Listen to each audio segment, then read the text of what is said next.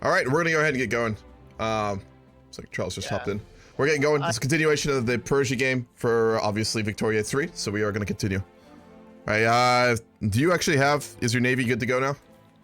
My navy is good to go, but looking at something, I have noticed that yes, I do have a arms industry deficit, which I'm now. You just need to land. If you can land, the Iranian military can handle the rest of it, but you just need to get a beach hold, because we can't do anything until that happens. How are you on ships right now?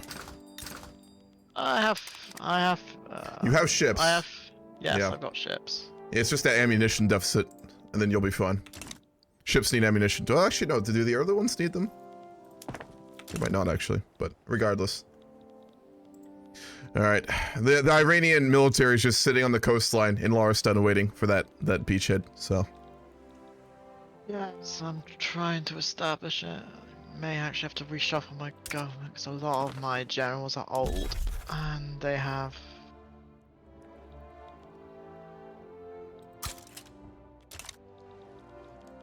Actually, I haven't looked at that. I know they changed a bunch of, it didn't bug me out too bad. Landowners are so fucking powerful, though. There's that. What's up, Susie?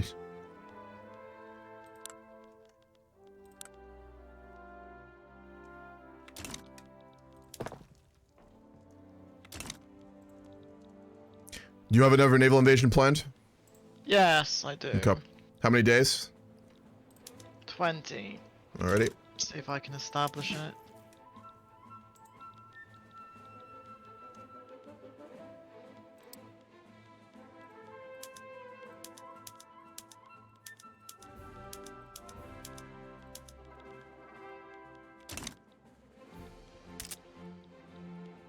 I must say, this is in a very important moment for Iran. I think it is clear at this point that we do need to develop a navy as well in order to protect the Persian Gulf and our interests abroad, including assisting Britain and the East India Company if it ever comes to it. You know, many wars overseas and all that. Yes.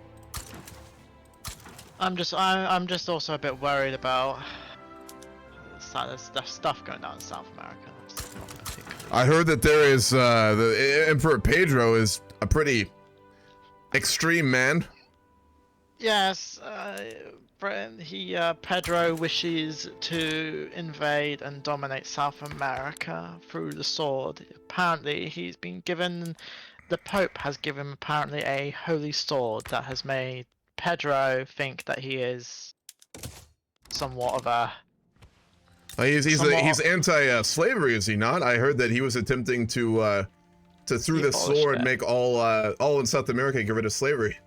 Yes, he's demanding, I believe he's demanded that Venezuela, Colombia, Bolivia, Argentina, Chile and all that abolish slavery or he'll force them to. Has he spoken on the Americans yet? He wishes to force America as well to end slavery, and I did say that being aggressive towards certainly the current president in charge may not be. He's an ambitious man, you have to give him that. Yes. Yes, I do detest the slavery in South America, in North and South America, but... It's an unfortunate thing. We still do have a little bit of it here in Iran. My Shah, he has spoken of reform, but I know it's not one of his biggest priorities. If I'm going to be honest, opium tends to be his main priority these days. Thankfully, the Grand Vizier is level-headed. How's that naval invasion looking? 20 days. Very well. Also,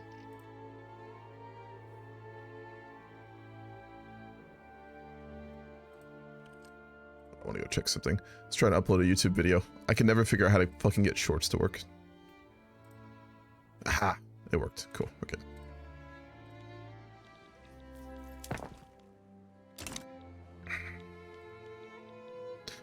It's the Iranian general just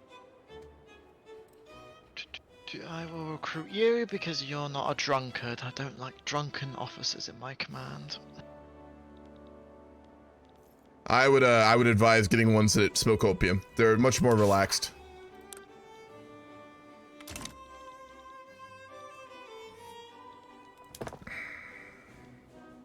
No, we're just completely frozen. Are you frozen? Yes. I think it's Mr. Dark. Who Yeah, is... gotta figure this out. Kick this guy.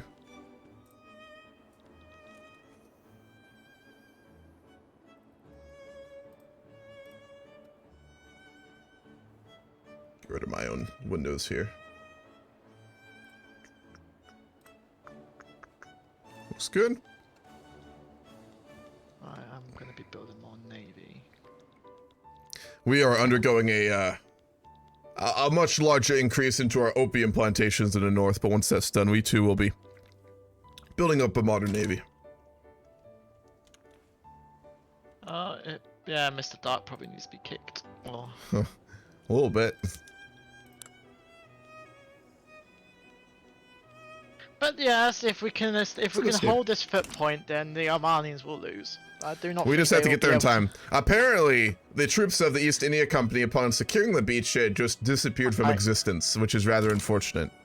I will be making a strongly criticism letter of the general for doing that. He should not have done that. He was ordered to hold, not to abandon the breachhead.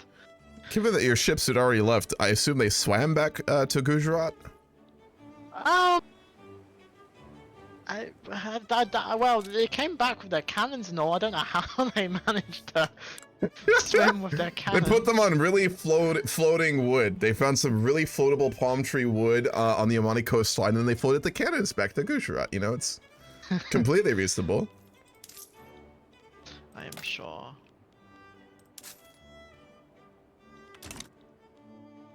What are they? Are they just not kicking this dude? What's going on? There is a new Egypt player. Yeah, there is. This going. I am doing a second naval invasion in case they do. Yeah, I won't get there until 17 days. How long until your troops get there? There we go. Fucking my god. 24 days. Oh man, they're gonna push us back. I am doing another naval invasion. Yeah. Oh! Oh, not enough time still. God damn, man, that's ridiculous. 10 days. Now we don't have time for that. Colonizing. No, we're putting them under our control in order to secure a foothold in Arabia given Egyptian expansion. Man, who the we got a lot of laggers today.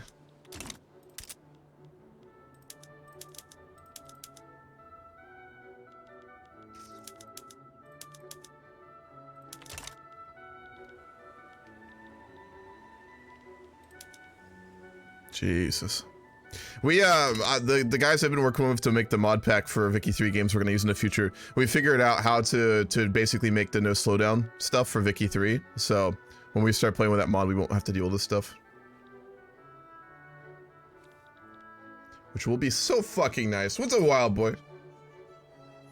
Yes, we're freeing Oman from rule, and we're securing our interest there against the dangerous Egyptians who have just literally conquered everything. There's going to be a coalition war against Egypt. The British, the Ottomans, and us are going to fight a coalition war with them. That's why we're getting this beachhead in Oman. So, oh yeah, man. Right, what I have done, because they're going to take that, I have planned 2 naval lands at the same time. Because they've Very only well. got 6 brigades, they can't be everywhere. I'll send both of my generals to both of those, and at least one we should be able to secure. There we go. Yes. Oh man, so close. That was 8 days away. Yep, fucking. Yes. I like the front system, but my god, the bugginess. Oh, I don't like the fact that once they establish a actual holding, they just abandon it. I'm like... True. They got rid of the teleportation bug though, because we had that, and if I saw that in a few games where you could like teleport generals, essentially. Yes, I've seen that as well. Oh, it's a very independent Egypt escape. Have you played Vicky 3 at Escape?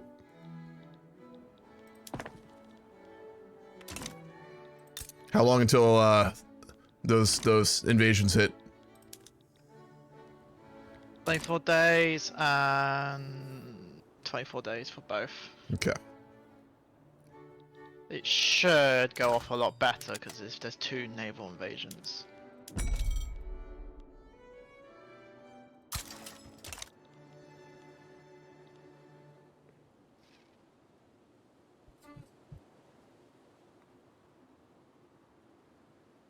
Is my debt not going down? No, it is. No, it's pretty fun. Oh yeah, it's a great one. It's a great game. It's just buggy. That's all. The Hoy crowd doesn't like it though. I know that. They're very loud about that.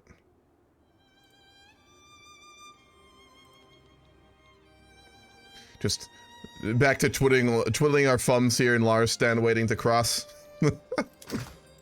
Oh, they've set forth their navy. Oh, good. Well, we'll get to sink it then. What the hell? There's no. What are people doing?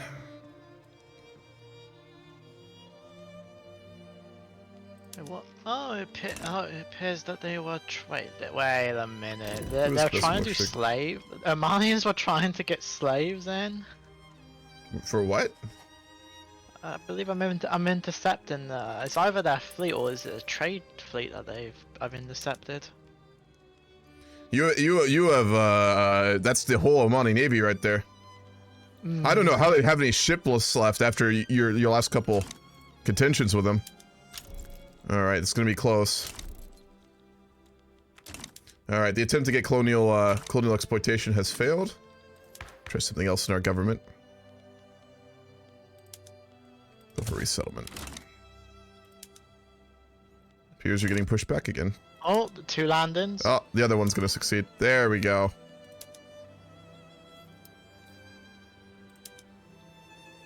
Right. As soon as you win that, General, I need to instantly be on alert There we and go. deploy you. Come on, come on. Yes! We're on our way. He stayed. We're on our way. Good. We got the beach hold. Who are you? Hold the line, General. We're on our way. Salisbury. I'm gonna promote you, Albert, because you just, well. All right, the Shah has taken formal command. He would promote himself, but I don't think that's possible. You one did get pushed back, but that's fine. Save some of the glory for us, though. Oh, I can't. My why God, we can't need a I navy. Oh, sorry, I can't. My general. He's an He's aggressive a attacker. voracious man. He's a slaver. Oh boy. Okay. Yes. We're not going to talk about his ideology. Like, Average 19th century Englishman. Right, I'll let you do the pushing. You can have the glory of taking the capital. Wonderful, wonderful. I'm taking personal commands. You know, I haven't been in a war since I fought those Russian dogs in the Caucasus. It was many years ago. All right, let's take it. Let's take the fight to him. There we go. They don't have a general for some reason.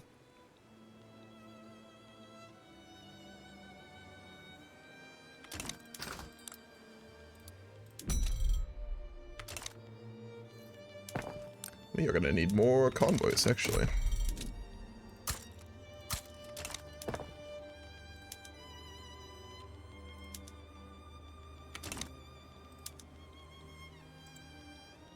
Alright, this war should be done very quickly. We're gonna push south and swing around, so this should be over very quickly. You find a way to accidentally own any market you're a part of? How did you do that, Scoba? You just can't play strategy games? That's fair. Not for everyone.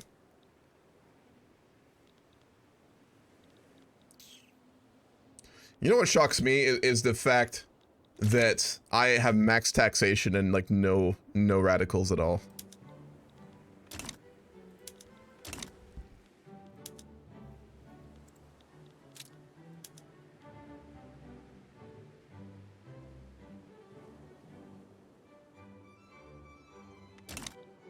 Again, no general. Has the Omanian general?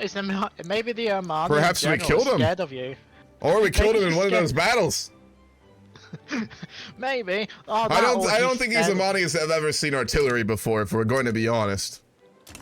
I think they're more scared. I think they're probably scared, if anything. I would hope so. Hello, Very- Frankly, they're still unwilling to surrender, though. Very odd. They won't fight us in a battle, but they won't stand down either. Perhaps they think the desert will protect them.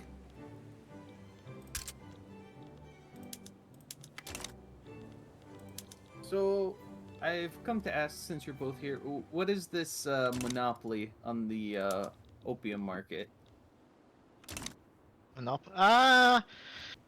Well, the monopoly is. So correct. It's just it's a monopoly on. Well, selling it to the Europeans and that. Okay, but as I'm in your market and also your vassal, do you care if I build opium or not? The Iranian government would have major issue with that. I wouldn't advise. I would focus on, maybe getting lumber and like. I've already completed the lumbering process of all of the land that I currently hold in Southeast Asia, but we're running out of things to build, and currently, as the grain market is non-existent, there's really no other good for me to produce besides opium that has any value. Do you have farms or anything? I just said the market for grain is terrible. As is sugar. What about cotton, silk, tea, tobacco? Does Siam not have an abundance of silk plantations available to them? Oh, in other news, it appears the Dutch are failing to invade the Vietnamese. No, they backed down. No, the Dutch are fighting. They are. There's a war right now. Yeah, they're thought they fighting in backed Dynam. Well, I can't say I blame them if the Dutch East Indies wishes to be. Oh, it's Netherlands that are fighting. I thought it was the colonials, but it's not. He says it's a business venture. He's literally trying to get in on the opium market. Everyone's trying to get on the Try. opium market these days. Yes, I can build so. Okay. Crisis averted. Oh, there's the general. He shows himself. found in him? Front of you. He shows himself. Interesting. Ah, at last. My general, Abul Gizem is fighting him in the northern deserts. They don't have much territory left under their control. I must say, though, they have fought much harder than I expected. They're tough people.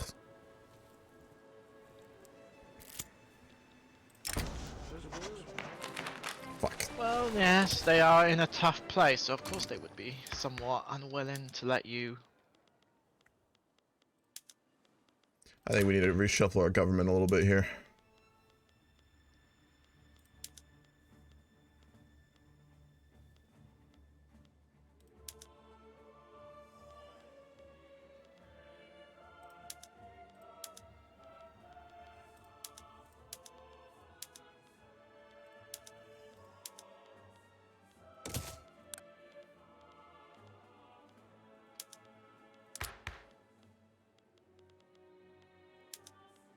Well, they should surrender by now, surely, unless they wish At to any fight moment. in the cap. They still are adamant about refusing to surrender. I think part of it is we have. Yeah, can you launch a naval invasion of the Trucial coast? I think that's a large degree of it. We're demanding that from them, and it's unoccupied. Sure, I can do that.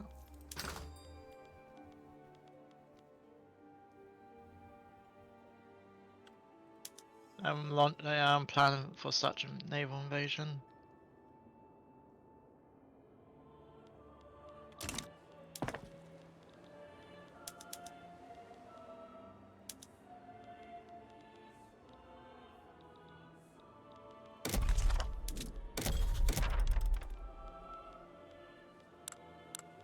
Alright, I forgot you have to research bureaucracy before you can get more government administration buildings.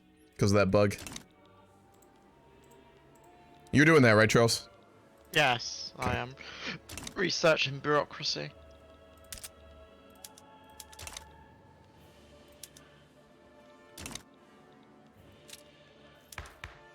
Yes, I'm planning a naval invasion of the Trucial coast now. Wonderful. We might be able to get them to capitulate if the mainland falls, but just in case, let's knock that out. And then, of course, we will be transferring that to you, I assume, not the British. Yes, the British have said that I should be entrusted with it, as they are focused more on European aspects and Of course. other aspects. Europe is a powder keg. Yes, of that which the company doesn't particularly wish to be a part of. Minor war is profitable, but large-scale war against other European powers is not really something I wish to be a part of. That benefits almost no one. What's up, Lollipop? What's up, Jesus? What's up, Truck on here? Yeah, that was fun, Jesus. I think we're gonna start doing Total War nights on Saturdays. I may stream it. We'll see. We did some yesterday. It was really fucking fun. I got blown away by Prussian Jaegers last night because I didn't realize that they could shoot far. Really fun. Who knew that the Prussians had sharpshooters? Weird. Not me. How long until that naval invasion? I see you've engaged them and you're dropping right now. Perfect. Yes, I'm surprised they still have a navy. I am too, frankly. Has your admiral reported that they've managed to flee? Because it looks like every time they've been sunk. He tells me. I think yes, they do flee, or at least one flees. Is there anything ethnically wrong with declaring a war on Vietnam since he got pushed out and making them my vassal? We will have to take them all the way. By the way, they're still refusing a surrender. But to be fair, we're demanding everything. Is there anything ethically wrong with that, Hamu? I mean, what? What was the question? You mean, If I were to also declare on Vietnam now, stating that for the protection of Vietnam... You need to talk to the British Foreign Office before you do that as a puppet, but if they give you permission, then yes. I'm not a puppet, though. Are you you're in their market and sphere, right? I am, yes. Yeah, that would create a diplomatic crisis if you don't. You could do it without, but Britain they would be in their right to get very upset at you, so that's your call. I mean, if the Dutch are bleeding, like they are bleeding. They are. They've died 3 times out of it. I would say let them bleed more, personally. But that's because I just want to see the Netherlands and the Dutch East Indies fail. My God, they do not surrender. British? Grand Shah, Hello. how are we? Assalamu alaikum. I am, alaikum salam, brother. I am currently, as you see, leading men on the battlefield. Welcome to my camp here in Oman. What can I do for you? Just filling you in on the whole Egypt crisis. Ah, the warlord. There was a great compromise passed, but then Egypt backed away, and so now we're still going to war. Typical plans, I assume, as we last spoke. So We still plan the whole coalition war then? yes, I think so. Very well. We Egypt almost. Sorry, Great Britain will be the war leader. And then yeah, we'll just. But I have a truce for a few more years. So. I mean, they're going to begin it. We had planned a separate war, frankly, in order to be able to get the regions in Arabia under our control. Oh, right. And where was the border again? I believe that you would be taking Jabal Shamar and the Hejaz region, and the rest of Arabia would be under our sphere. You see those? Let me see. Jabal Shamar Yeah. and then Hejaz. You take those two, and then everything else would be under our influence. Well, Nej is Sunni. Yes, but we did make an agreement last time. If you would like some other territory to be exchanged, we could consider it, but that region we do view as strategically valuable. The deserts there are a great buffer place. And I think there is nothing to suggest that we do not treat all Muslims well here in Iran. And I would hope the same for you in the Ottoman Empire. Yes, yeah. Sam, did you get any word back from about Vietnam or? Yes, I've come to ask for your support. If you would be willing to supply troops to the front against Vietnam to blitz them. Sin, I won't be able to due to the food issues I'm experiencing. I'm gonna try and We push can the talk so I send- don't have to talk with guys in my chat. Yeah, we did 3 battles of Empire Total War last night. We did some Empire Battles OD. It was a lot of fun. I used to play it a lot when in high school. I had a friend group in high school. We just played fucking Total War battles like all fucking day after school. But yeah, I think we're gonna start doing that a lot. It was a lot of fun, just kind of casual for fun stuff. So wonderful. We've succeeded. There you go. There's the wall. Perfect. And we will begin the transference of the Trucial Coast right now. Let's see, it's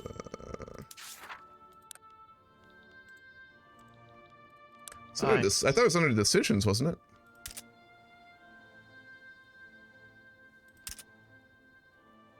No, you right-click the country, transfer states, and then we'll do Arabia and the Persian Trucial Coast. There you are. Governor, have you received the, Yes, I have. Wonderful. Yes, I have, and as such, we will be establishing a port on the Trucial Coast. I'm glad to hear that. I also do expect that when the war comes with Egypt and the coalition war, you'll support our forces pushing through the deserts through Oman. Of course, of course. It's good to hear. In that case, Governor, it was an honor fighting alongside your generals, and we look forward to further cooperation with the East India Company. Yes, I will be going to speak to Simon if they wish to speak about. But Of course. if you need me, you know where I'll be. Farewell. All right. Sorry, guys. We started off at war. I had to talk with Charles a bunch about that. The East India Company player about that. Hope everyone's doing good. But if I missed something, I do apologize. Yeah, we're about to go to war with Egypt. There's a coalition war right now. Egypt is under the influence of a warlord who's basically done nothing but conquer since he took power. Muhammad Ali, specifically. I think it's the one. He's 78. I think that's him. He's jingoist. So he conquered a bunch. He gave up his holdings in Ethiopia, but he still holds large territories in Arabia. And given his actions, there is about to be a coalition war wherein the British, the Ottomans, and us, the Iranians, will all be going to war with them. We have brokered a deal with the Ottomans wherein we will be securing southern Arabia in our own sphere of influence. Nejd, the Qasimi state, Yemen, and then Bahrain will all go under our own control. The Trucial states are under the British, and then the tip of that is under the East India Company. But we are cooperating with them, so that's kind of where we're at right now. Beyond that, we have a burgeoning opium industry. We're exporting large amounts of it. The main issue is we don't actually have, I think, enough convoys to export what we would like. Let me look. No, we have lots of convoys now. That's not the issue.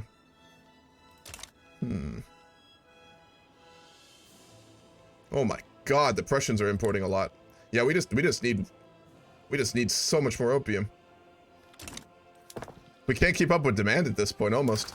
But we do have other things we need to attend to as well. So let's work on a glasswork.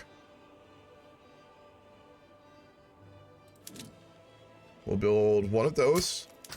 Let's work on a paper mill. Let's go ahead and build... We already built the shipyards, but I think we need another. So we'll build a second shipyard. We are going to build a navy too, so that just in the long term benefits Iran massively. And besides that, we could use a little bit more coffee, but that's not the most important thing. We can't even build it, so we'll just hold off on that. And then the other thing we need a lot of is furniture. Now this we could import. That would be an option. Let's actually see how much we can import. We'll import some British furniture. And then we will produce a little bit of our own as well. And then once we're done with all that, we're going to go back to mass producing opium. I'm going to go ahead and raise taxes again. And then I'm going to get us to have a larger capacity for construction. We'll build 2 more construction yards. And then opium plantations.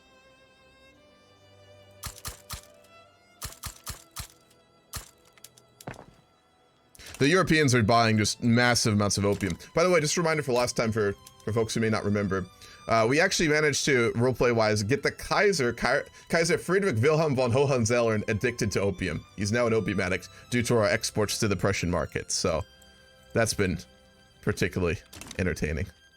Anyway. I had a painful way home from a trip with aunt and uncle, just gonna say, super cold. Did you not have heat in your car or something? What the? It's weird. The East India Company owns the Musandam Peninsula. Yes, they do. And then Britain themselves own the True Seal States, which obviously do become the UAE. So that is, I believe, a puppet, I think. Let me check. Yeah, it's a protectorate of Britain, and then the East India Company took that, which we're cooperating with them, so we need to keep them in our good graces. Obviously, Russia is always a present threat, and one of the few countries who have expressed an interest in protecting and helping us in the event of all-out war. It's going to be specifically the British. The French also a little bit, but the British and the French are becoming more hostile, and that's kind of caused relations to go down a fair bit, to be honest. Did we lose our trade agreement? No, we still haven't. Good. They're still bankrolling us too. I mean, we have very few enemies besides Russia right now. The Ottomans we have an uneasy situation with. We're not hostile. There is the Shia-Sunni split, of course, and I suspect a lot of friction will come about over Arabia, especially if we get to late game when oil starts to appear, because obviously we don't know that roleplay-wise, but there's a lot of oil there. So, I mean, they have the Iraqi fields up in the northern Iraqi region, but one thing is always safe to say about oil is most people, most leaders and countries are of the opinion you can never have enough of it, which is fair. So, gotta watch out for that. More opium, yes. Electric's a lot cheaper. They removed the sale tax. All ferries and ship are basically free, and gas cars have to pay tons in tolls. Yep, yeah, we've got a lot of opium. Our Shah's actually not an opium addict. Historically, the Qajars, who are like the leaders of Iran, they did a lot of opium. He actually doesn't. He's a pretty stand-up guy. I mean, he definitely does a little bit. All the aristocrats during his time period did, but he's imperious, an explorer, an open terrain commander, and an expert political operator. He's very competent. He's not very well liked, frankly, but he is very competent. Give him that.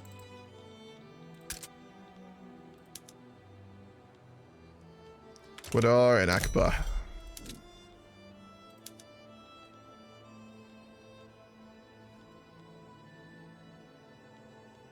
Where's Akaba? Oh, Akaba, that's over here. We managed to, I did a play against Egypt where I screwed up and I demanded a treaty port by accident. He backed down and then he gave it to me. So we have a port in the Levant right now for some reason. I mean, useful, but kind of inconvenient. The battery goes down at an insane pace. Ah, yes, that is very true. Most electric cars are like that. Discovers oil. Looks like someone has needed freedom. Yeah, exactly. Our literacy rate we need to increase. Now, if we get another bureaucratic center put in place, we can go ahead and up our education, which we would definitely do. Obviously, the Shah was actually fairly religious, so more religious schooling would definitely be a big priority for him. We can't do that until we can build more bureaucratic centers. We lost a tech for bureaucracy. One of the bugs that happened with save files that are older after the recent update for Vicky 3 is everyone lost bureaucracy, so everyone in the game has to re-research it, which is always rough on countries like us who just don't have a lot of tech points, so is what it is. All right, so currently the state of Iran is very, very solid. We have subjugated Khiva. We have an agreement to hold the Russians on the Cossack line. We have a very good relationship with the British and the East India Company, who obviously border us. We have secured an Omani vassal, and we are going to be entering, wonderful, into a full-blown war with Egypt as part of the coalition, and we'll pick up some more subject states in Arabia, expanding our influence. Or perhaps not getting the old territories that would be nice to have, like in the Caucuses, but we are regaining some of our strength. Our economy is also doing wonderfully. So overall, very good shape right now.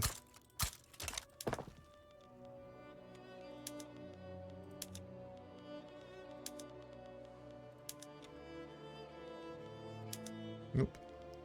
There we go. All right, what do we want to work on for production tech? At this point, I think water tube boiler would be nice. Can we actually get coal? Yeah, we have a lot of coal mines, so I think water tube boiler will be our next one. That'll obviously give us access to condensed engine pumps for all of our mines, of which we have a lot of iron mines. So that would be huge for us. We'll prioritize that. And then probably we'll want to go for railways. We're wanting to modernize. We have done a large amount of modernization, and obviously railways, which are just sweeping across Europe and showing their power, would be a huge priority to us. Our Grand Vizier spent a lot of time in Europe historically. Abdul Hassan, I think his name was. Grand Vizier Abdul Hassan. And he is a modernizer. So we'll look into doing that. We need a lot more iron too. They demand war against Egypt. I don't think the people do. The Shah certainly does. And his opinion is more or less at present the only one that matters. So, yeah.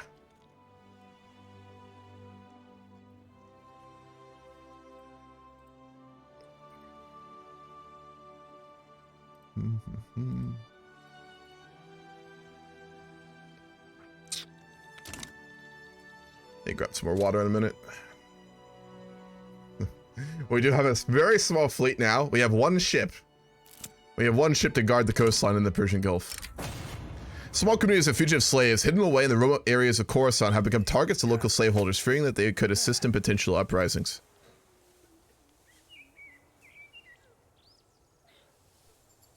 We're going to be kind of against that. We're religious, so we're probably, I don't know. He's a traditionalist. But traditionalism doesn't explicitly impact slavery. He's not going to go out of his way to get rid of the slave trade in Iran, but he's also probably not hyper for it, even being a landowner. So we'll just kind of be very passive when it comes to those things. Russia is fully at war with the Kazakh tribesmen now, and they are conquering them. Obviously, it's not much of an issue. There appears to be a naval battle ongoing in the Kazakh plains. Pretty impressive. Not sure how that's happening. But it appears that the Russians have managed to get ships onto the plains of Central Asia. Honestly, that's just a feat of logistical excellence, frankly. Oh man, there's a lot of stuff we gotta do here. We can make silk, I don't think ever. No, we can. We can do that. The background is a naval battle. I'm just joking, really. You've got a naval background to a battle in Central Asia. Pretty funny. Gotta love those Vicky 3 bugs. There's so many of them. I'm trying to think if there's anyone we really need to speak with. I'd like to speak with the British, but they're very busy. In a couple months, we will probably be entering into that war alongside the Ottomans. When does everyone's truces end? In May of 49. So we've got a little over a year before we're going to be going to war with Egypt. We're going to demand the transfer of the Nejd region, and we'll demand the Qasimid state, and then we'll leave it there. The rest of the Yemeni region we will bring under our control as well, but we'll do that separately. Why are the mod logs full of Eminon doing shit? I'm really not sure what he popped in when I was streaming Friday and he fucked up a bunch of shit, so I unmodded him. I'm really not sure. It was rather odd. Okay, let's go ahead and secure another level of education. We're not trying to pass any laws. Currently, there's not a lot of stuff that our people support. Let's try colonial exploitation again. We've tried a few times, and I really would like to do that if we can. All the European powers are doing it, and it would give us a lot of influence and prestige if we could do that. Yep, exactly. All right, we are building ports there. We will lose our taxation capacity very shortly when we finish those bureaucratic buildings. And then we just need to work on reducing the cost of iron and paper. Iron is very expensive right now. We are going to finish that paper mill, so we'll be fine. And then it's just the iron costs. That's just for all of our construction. It's just charging us a lot. How are we looking on exports right now? Pretty good. We're continuing to ply the Russians with our opium, but they don't seem to be wanting more.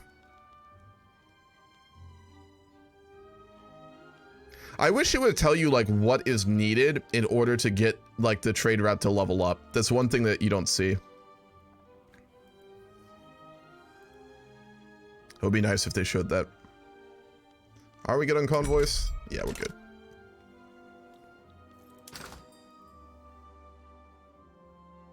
Refuses to elaborate. On what, mage? Good to see you. Elaborate on what? So I'm gonna grab some water. I'm really thirsty. Be right back.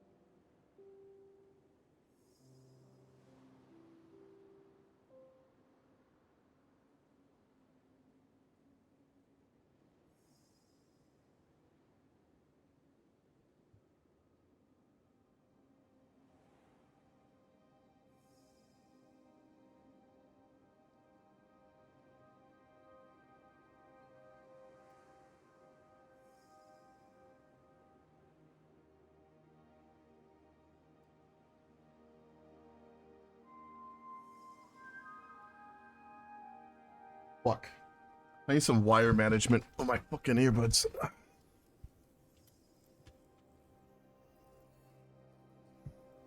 Were they still on what the? Or did you change them?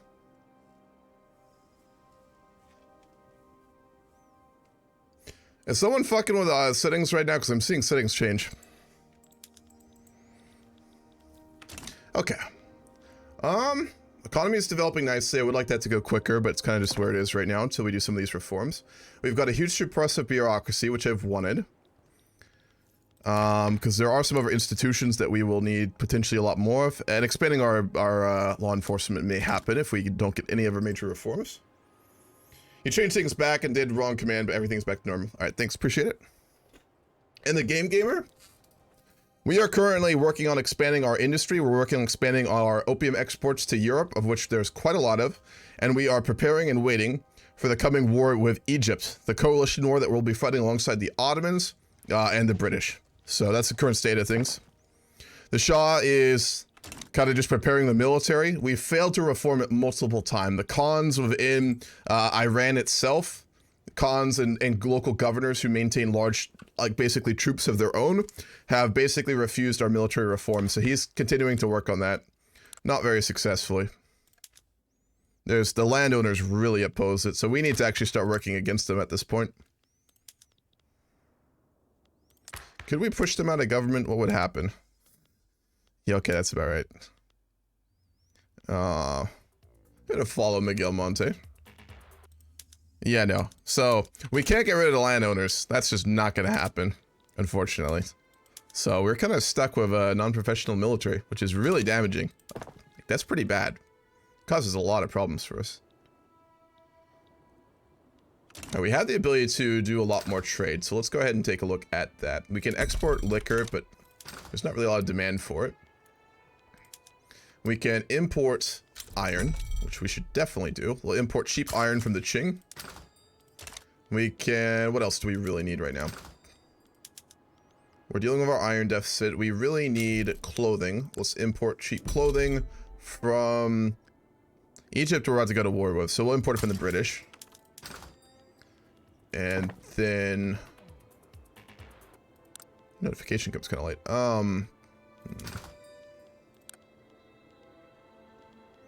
We could use some more wood. We'll import a bit of wood from the Ottomans. We've got a good relationship with them. We'll keep it at that for now.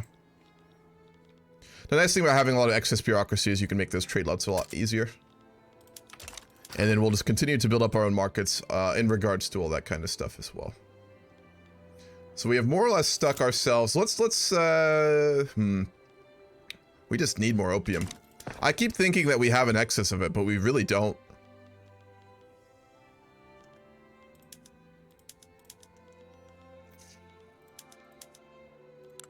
No fertilizers yet. Got a crystal glass, which would then allow us... No, we already have market scores, actually. We just don't have money services, do we? I mean, to be fair, Iran's not very urbanized or industrialized yet, so it makes sense.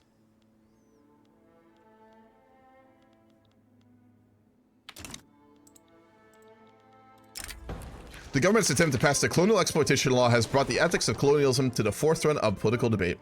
We're gonna say it's morally correct. And we got the one option that screws us. We're really struggling to pass laws right now. I mean, I guess it makes sense. Like, the landowners are basically getting confident again, and they're completely stopping the Shah from making any major changes. Let's see if we can do some charity hospitals, then. Maybe we can get that passed. We're really struggling to get anything past the bureaucrats and the landowners and the wealthy elite in our country. Mohammad Shah actually purged a lot of them when he came to power in real life, because there was a civil war, essentially, for when he succeeded to the throne, because there were a bunch of... He had siblings, he had uncles, lots of people basically wanting power, and he killed most of them, or beat them in war at least, and he seized a bunch of territory from the landowners. So roleplay wise, at the beginning of the game, we were able to pass a lot because we basically put down their power, but now as he's been ruling for 12 years, they have come back, new elites have shown up, new landowners that he's granted holdings to, very powerful, and he's just not able to get things done as expeditiously as he used to. All right, get that out of our shipyard. All right, Britain is beginning their play.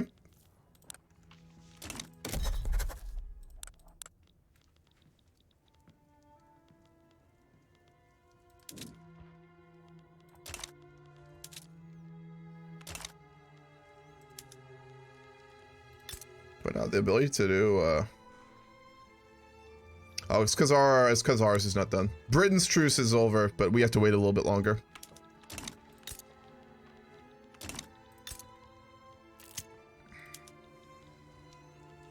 Britain is preparing a war. A large degree of their vassals have accepted. We're doing a separate war, and the East India Company will be going in with us. So, that's perfect. Just waiting for that. Don't do the shield command mods. Vessels, naval vessels aren't, no troops are nameable escape. I can get those points refunded to you, but nothing in Vicky 3 is nameable at all. Military doesn't function like in Hoi 4 and stuff like that. Shot of the Sea. Yeah, like it's a good name, but like, yeah, it doesn't allow you. Could one of my mods refund his points real quick? So the Persians are making drugs and are going to bully Egypt. The Khans are being annoying. Yep, that's about right. We've got a lot of deals with Europe too, basically to stop us from getting rolled by the Russians. So that's the present state of things.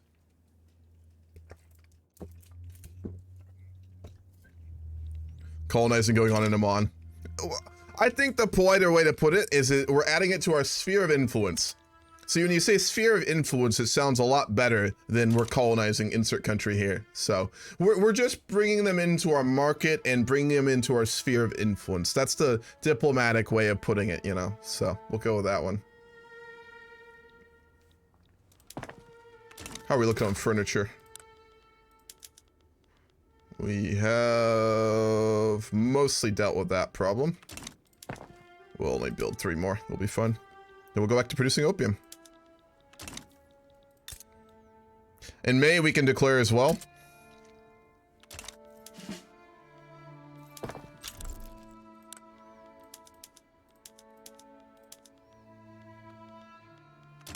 We're gonna need to import artillery. We have the ability to do so. How big is their fleet? Not that big. No issue there.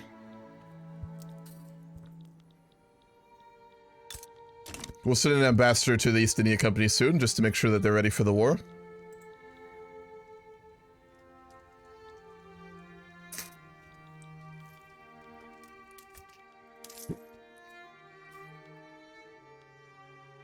Okay, looking good. Our military is pretty far behind, to be honest.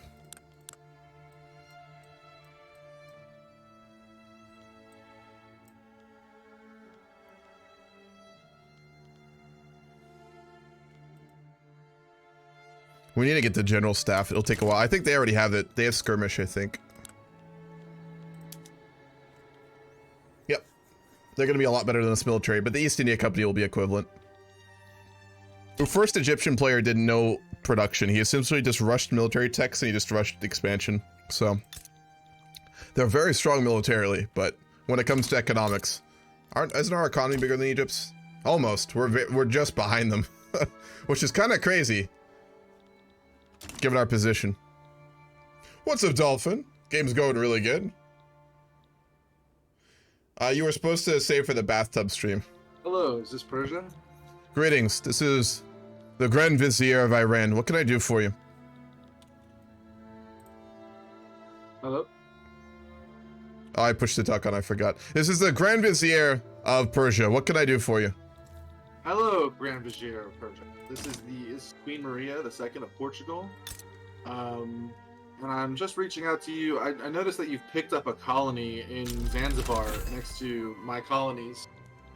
And I was wondering, what's your future plans with Zanzibar? That was territory acquired when we occupied the Omanis. We've expanded our sphere in Arabia, and that territory, as you well know, was obviously controlled by the Omani government, and as such now controlled by ours. Establishing a foothold in Africa is of interest to Iran. We will not be a major player there, but it has been a goal. We've attempted to get colonial exploitation companies of our own, but the nobles here are very against such things. They think that we're looking way too far away from our field. As such, there will probably not be much expansion there, but at some point we will probably go a little bit more into the interior. But if you're worrying about major competition in the region, I wouldn't expect that to be the case. Well, we're interested in making sure that there's no colonizing there at all from you. We'd rather buy that land from you or somehow transfer that land to us. If you so have that there's sort of other land you would like to transfer to us in exchange, we'd be interested. well, we don't really have any other land that we could give you as far. Oh, 1 second. Sorry. We don't have any land we could give you, but there is perhaps some other way we could go about this, because as far as Portugal is concerned, we don't want other colonial powers in. I understand you don't want competition, but I'm to make it very clear, Iran also is not interested in being bullied out of lands, to be frank with you. Understandable. Well, Did you have an offer? I mean, money is not really of much interest to us these days as our economy is rapidly growing. Did you have something in mind that might make us change our opinion on this? what if I have an interesting deal. What if the Portuguese Marines took Macron? Macron is a currently buffer state between us and the British and has been agreed upon for being independent at this time. Independent. Okay.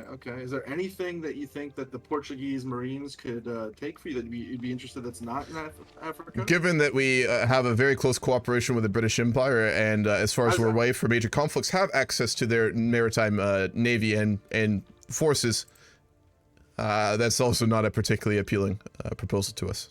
Understandable. We're also good friends with the British too, so I was hoping. You have a very long alliance with them. I have read about this, and I know well that you are very close with them. Well, Queen Victoria and I are actually really good pen pals. We write each other all the time, so we're even closer. A lovely friends woman, than I our hear. nations have historically been. Yes. When I traveled to London as an ambassador for the old Shah, I did get the chance to see Her Majesty when she was young, but I never spoke with her. Understandable. Well, I understand then. Like, I understand that it's going to be hard for me to find something that to be willing to trade here. So I'll have to come back to you and let you know what I think of, or if there's anything. Very well. As I said, monetary and military. If you think of anything, let me know. I absolutely will, but I will say that, frankly, the only thing that would probably interest us in that regard would be territory. So. Well, if there's territory that you need, like I said, if there's something that you can think of that we can use the Portuguese military for, you let me know. I absolutely will. It was good speaking with you. Yeah. Well, I forgot that we took Zanzibar. Zanzibar was controlled by Oman during this time period, and when we puppeted Oman, that's under our control now. So, yeah. That's going to be interesting. What's up, Dolphin? Yeah, we're trying to rebuild our power. And we're definitely trying to rebuild the Iranian power in the region. We've done pretty well so far, but we'll see. All right, Egypt and the UK are in full-blown war at this point. My God. March, April, May. We're almost done with our truce with them. Oh, they're cooperating with the Russians. May. Ooh, this is about to get interesting. Egypt's cooperating with Russia. Oh boy. It's not technically a colony. It's Omani territory that we control now. I had wanted us to do a bit of colonizing, but we've just been unable to pass any reforms in our country to make that happen. So I say support Britain. Oh, absolutely. We're not going to enter into their play. We're doing a separate war. Like, this is a coalition war. We already agreed with the British we would go in, but we're going to do it separately. So we're just waiting till our own truce is done. It would have been nice if they waited for us, but they didn't. The East India Company has promised to go in, but I am going to get them to confirm that before we go to war. We're almost done with Army Reserves, and then we're going to go for General Staff and try and get to Skirmish Infantry. We really need to modernize our military here, especially given if Egypt is cooperating with Russia, we may have another major war on the horizon, potentially, with the Russians. Which is very worrying, to be honest. Oh, what's up, Odyssey? I love Vicky 3, man.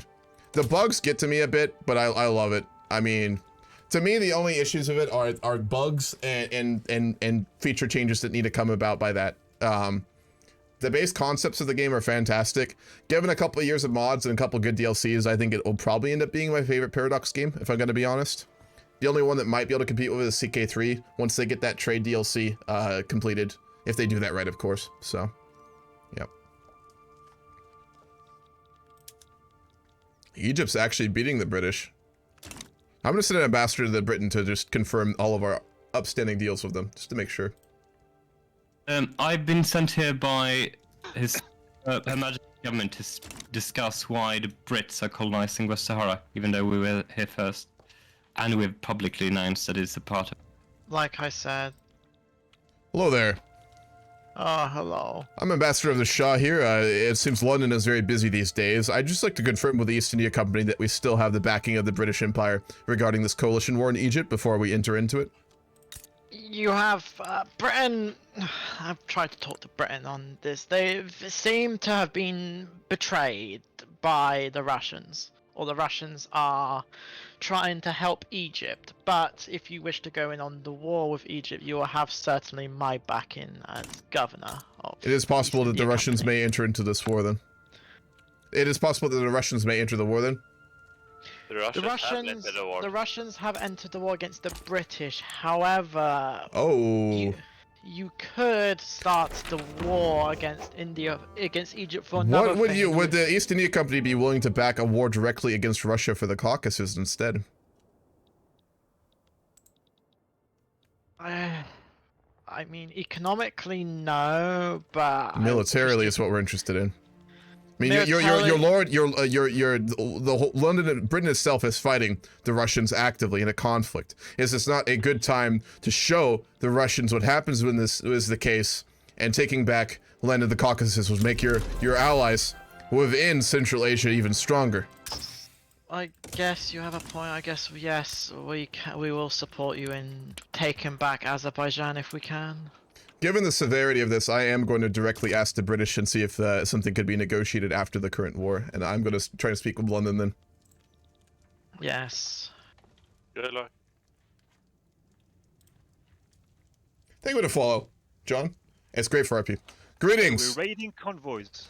This is the ambassador from Iran. We have noticed that the Russians have entered the war against the coalition. Yes, they have decided to go to war, and we were betrayed by the French. They had promised to join against the Russians, but they back out at the last second. So right now we are fighting against them. If you are able to secure a victory against Egypt, the Iranian government and Shah would like to gauge the interest in the British government in potentially a direct war of Russia regarding the Caucasus and potentially Russian territory in the east. We've already spoken with the governor of the East India Company, and they find this to be a very interesting proposal and one that they might support. Yes, we would be interested in that, as they have shown themselves not to be a trustworthy government. So we would be interested in that. Wonderful. In that case, I hope the war is faring well with the Egyptians at present. How goes the war? We of course control the wave. We rule the wave and the sea. However, the naval invasions are proving difficult. Of course, we don't have a land border, so I understand. Do a naval invasion on Sinai. the British government is doing. Oh, my power may be going out right now. Okay, So my well, lights I'm just went out. They have a low population, so you'll be better suited to win that. In that case, the Iranian government will be formally modernizing our military and preparing for a conflict with the Russians at the end of the war that you have with Egypt, and we look forward to cooperating on that. Is there any assistance we can give to you at this time? No, but we would recommend the Iranian government to remember the proposal that we gave them long ago, saying that the state of Iran would be better served by British officials, especially considering that France considers Russia a vital ally. So we do not want to jeopardize our relationship with the French until the ending of that war, given that could potentially put them into the conflict. But if you were to support the Iranians in the Caucasus after the end of the war, the thing that you suggested would absolutely be on the table. That sounds wonderful. Very well. Oh, you guys are winning. We wish you the best then. Thank you. You had me so nervous because. All right, I don't know if my bulb just blew or what. I think one of my light bulbs just went out. Shit, can you guys still see me? Am I visible? Let me go to my OBS. This is very dark. I lost the light, I think. Give me a second. So, I'll talk about this when I don't look like a fucking demon. 1 second.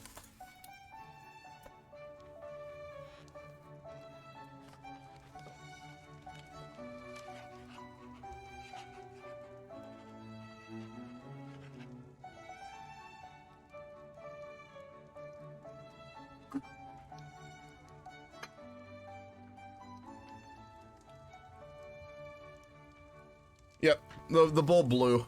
That's unfortunate. I'm gonna have to get another light bulb. We're gonna store tonight. Until then, unfortunately, you guys are gonna have to see me on like half light right now. So, I apologize. It's kind of the ambiance. I don't know. Anyway, so the case is that the British obviously went into a conflict with Egypt. Russia was apparently interested in being involved. They didn't. They entered into the war, obviously, alongside the Egyptians. The British were winning. The French had apparently agreed that if Russia got involved, the French would fight the Russians, and they backed down.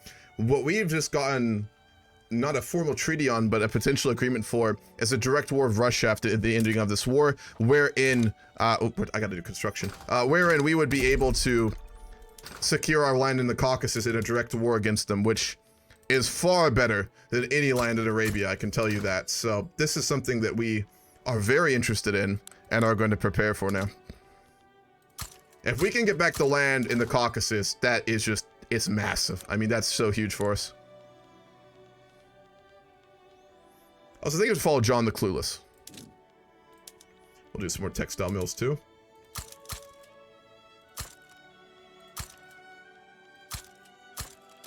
Stellaris is amazing for roleplay. I haven't been in one of our Stellaris games for a while. They're ongoing. I just haven't had the time to join them. But some of my favorite Paradox roleplay has been in Stellaris games. It's amazing for it.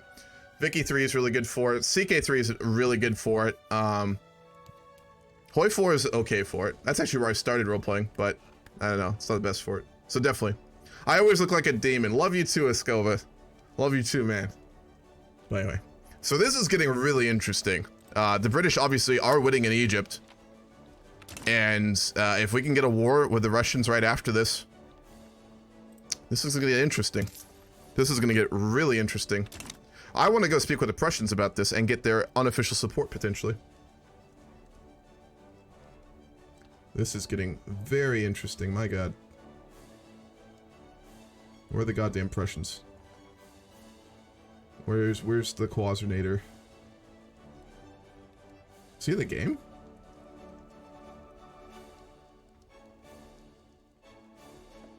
Do we not have a Prussia today? No, we do. Greetings! I am here to speak with the government of the North German Federation. Ah, hello. Yes, hello. Welcome. Wonderful. Good to speak with you. I'm an ambassador from Iran. I hope you're in good health. It's okay. Yeah. I hope our mutual trade deals have been beneficial. It has been really beneficial. The opium is it's really good. It really relaxes one's nerves, does it not? It does. It does. Of course. We are increasing our supply to give the Prussian people even more access to opium. However, I'm here on a very much more unfortunate circumstance today. Are you aware of the situation in Egypt? Yes. The North German Federation has been made aware by Russia and the Great Britons, the Britons. Out of OPium, my head is like really hurting, so sometimes my words. So, I got you, no worries. Yeah, you still got COVID, right, man? Yeah, it's worse today. It's fucking worse today than yesterday. And you're still playing the game, Jesus Christ, dude. Yeah, I know. Yeah, I'm not the type of person that can't sit in bed, man. Like, I just can't. I get that, but still, goddamn. Yeah. I'm trying to.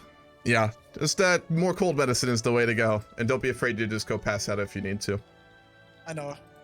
Thank you. If it's manageable, it's just like sometimes I have like this stinging in my head. It's like really irritating. Fucking hell, dude. Yeah. I mean, I got COVID two, maybe 3 times. I didn't get tested the 3rd one, but I probably had it, and it's brutal, dude. Yeah, it's like the first time I ever have it. I waited it for 3 years. Is this your first time getting it? Yeah. Oh, you lucky bastard! My God. Did I tell you I was like one of the first people in the U.S. to get COVID? Really? Yeah, I was going to school at UC San Diego, and a bunch of the Chinese exchange students came back when it hit China, and they gave it to the whole school. There was like a huge like thing where like the staff at my school was college was trying to hide it and stuff, and people were getting it. And I got it too, so.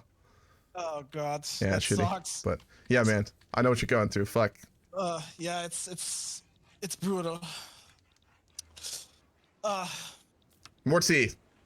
More tea. Get honey. Yeah. Put it in your tea. That shit helps, man. Really? Like I need Yeah. to try. Like. Do you have tea at home right now? Yes. Yeah. Do you have honey at home right now? No. That's a problem. Tell your girlfriend. No, she lives in River City. Never mind. If you have someone who can get you some honey, man, get tea, put honey in it. That shit really helps with that stuff. Yeah, my parents would. My parents would, but they also got COVID. I got it from them. Fuck. Yeah. Yeah. Find like get a friend to leave it on your doorstep, you know, or something like that. You know. Yeah, I tried to. Yeah. It helps, dude. Oh. But anyway, back on topic, just because this is mildly time sensitive. We are here to speak with you regarding the Russian situation. What is your current relationship with the Russian government? The current relationship with the Russian government is as follows. We are in good terms. We are increasing relations with each other. We have, to some extent, the same views on world issues. I would say they're not bad. They're not bad. We are having a bit of a situation with them. We had an agreement in Central Asia involving the Caucuses, but given that Egyptian warlords' rapid expansion throughout Arabia and Ethiopia, there was a coalition agreed upon by the Ottomans, the British, and ourselves to be able to deal with them. The Russians apparently have some sort of backroom deal with the French, wherein the French betrayed the British, and the Russians entered the war and are now fighting the British, and the French did not come in as they said they would to help the British. As such, we have approached the British government regarding potentially a conflict in the Caucasus to take back our land there. You're aware that the land that the Russians own is rightfully Iranian, correct? Yes, I'm aware of this. Yes. We are not. Sorry, go ahead. I have to tell you though that the concern of the North German Federation is the opium flow. I'm gonna be really frank with you here, Shah. As in, you want more of it or less of it? That the opium flow does not get threatened by. I can promise you that we have expanded our ports of Lariston dramatically. We are expanding the opium fields in Mazandaran and Khorasan dramatically. So do not worry about that. Unless the Russians invade us, which is always a possibility, we're trying to preempt that here. The opium will continue to flow. And I'm not here to ask the Northern Federation's direct involvement. I'm more here to ask you to be a diplomatic broker in the case of a war breaking out between Iran and Russia with the backing of the British. We would like to ask you to be a diplomat on behalf of the Iranians to ensure that the other European powers are either friendly to the concept or at least don't get involved, and allowing us to take back our lands in the Caucasus. A stronger Iran means more good flows to Germany. We're always under threat of the Russians, and I know you have a good relationship with them, but I've heard rumors that they want to monopolize the opium markets in Central Asia, and they're not really interested in giving it away. So, again, we would like to request that you act as a diplomat to ensure that Europe allow for us to take back lands in the Caucasus if this war does break out. Of course. That would be in our interest, hearing that the Russians take such a betrayal and such a swift move. Opportunists. I mean, we all, as leaders of states, of course, much like my Shah, I'm sure yourself, you always look after your own country. But there's good diplomacy, and then there's opportunism, and we must be careful that we do not ignore states to take the latter route. Yeah. Shallow opportunism be damned. Greetings, Absolutely. Envoy from Mexico and, Greetings. But we wish to bring a matter. One moment, please. We would like to finish our conversation, then we'll be on our way. Absolutely. So in that case, we can expect you to act as a diplomat with the great powers of Europe to ensure that if this war is to happen, there would not be too many powers entering on Russia's side. Yes, absolutely. Thank you very much. I'm very glad to hear that you value your relationship with the Iranians much like we value ours with you. And as I said, we're expanding our opium plantations, so expect further good flows through the Hamburg ports very soon.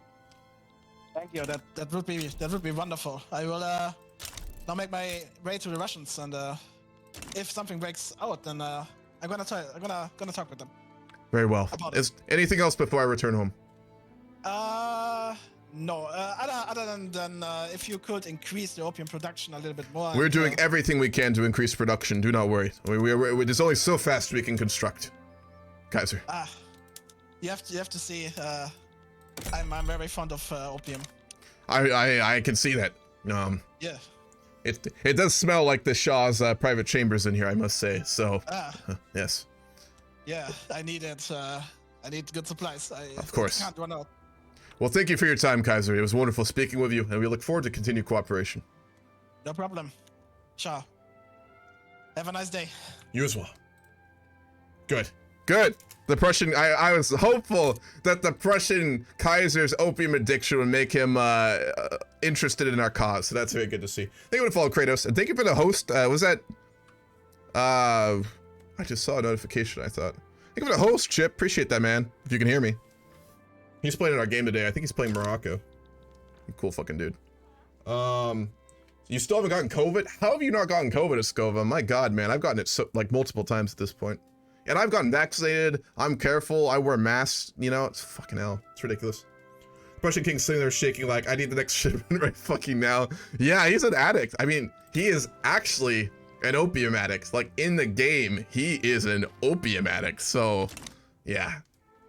Wild. Yeah, they're absolutely dolphins. Anyway. All right, so they're going to act as a diplomat. What I'm really hoping is they can get Austria and France to ensure that those two countries stay out of a potential war with Russia. That's what we're mainly looking to get out of them here. Man, the British are struggling with the Egyptians, actually. They might be getting pushed in and out here. Goddamn. That's pretty wild. Who do the Russians have allies? Let's take a look at that. They have a defensive pact with Finland. They're hostile with the Americans and the Ottomans. They're friendly with the Egyptians. We can speak to the Americans about this too. Is there an American player today? I know we had the main one dropped off. It is Schwab. Are they full-blown rivals? We could approach the Americans. Or the Qing.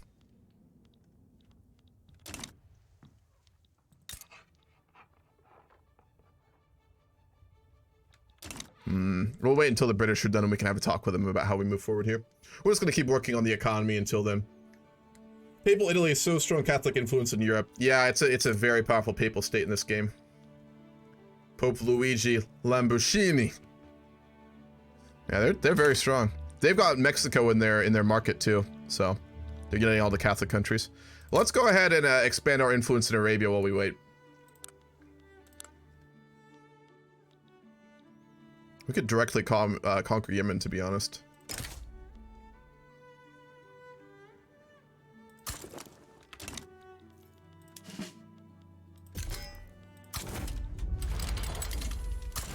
Make a little statement about that. I gotta do the diplomatic play thing. I've been making newspapers, by the way. Like, can I give Discord links in a Twitch channel? I can link you guys to a newspaper I made. Pretty happy with it.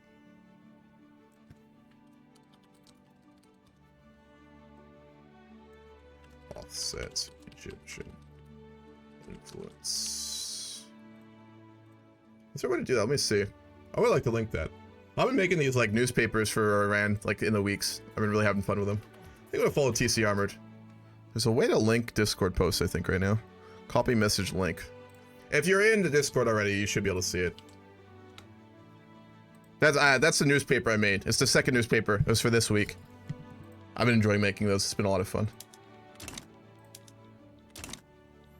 Ham, why not Bukhara and Khiva? We've made a deal with the British and the Russians to make it a buffer state. The Russians took the Kazakhstan region, we puppeted Khiva, and Bukhara and Kokand have agreed to be independent and independent states that are like buffer zone. Given the hostility of Britain to Russia now, we might be able to convince them to let us obviously get those countries under our control. So that is possible. We'll have to see. We are really missing convoys, aren't we? Oh my gosh, yeah. We're gonna need to expand our ports again.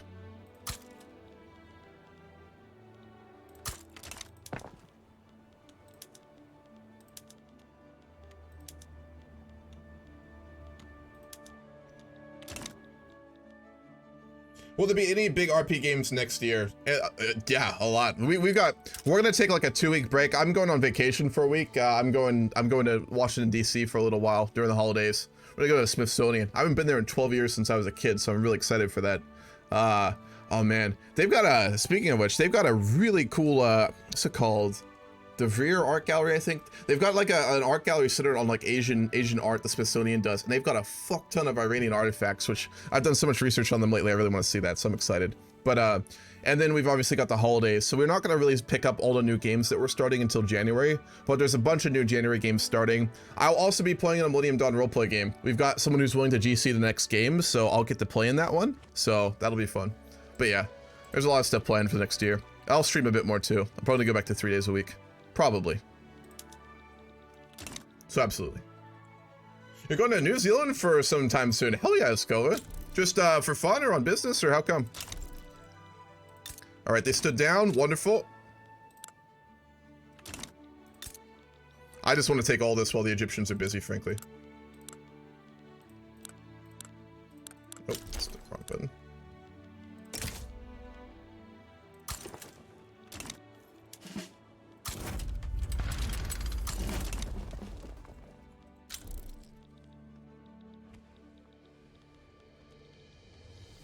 I'd like to take Bahrain too, but we need a naval invasion of that, and our fleets are not really big enough yet. Well, let's definitely go about expanding our navy a bit here soon. Did I only build 1 naval base? I built 2. 2, 3. 2, 3. Let's build up a full navy. Not a full navy, but enough that we actually have a bit of contention. It'll be expensive, but we can afford it. Take Somaliland too? Nah, we don't have major vested interest there. We're gonna secure Yemen and Oman and then Bahrain, and then we'll be able to offset the Egyptians in Arabia a bit. We also do have the backing of the British and the Ottomans to take Nejd and the Qasimid state. But in order to take that, we'll need to fight off the Russians and the Egyptians. And for us, the bigger priority would be the Caucasus. So we're kind of playing the long game on that.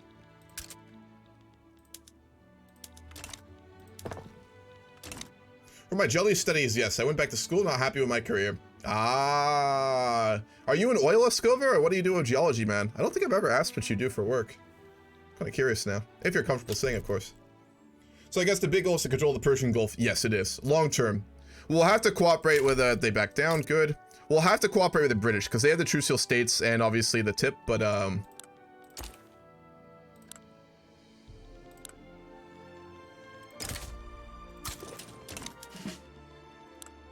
But yes, it absolutely is.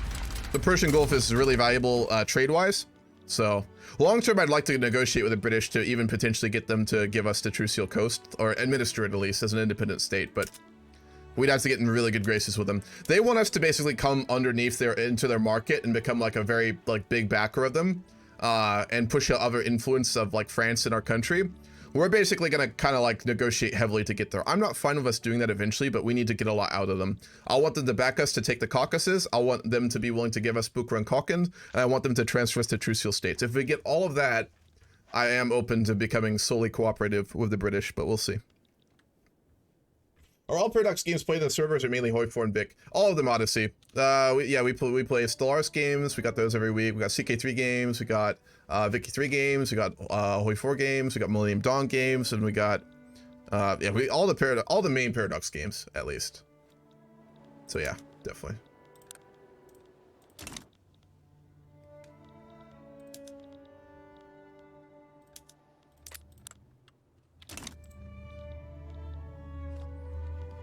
Let's hope they back down again. Do they even have a military?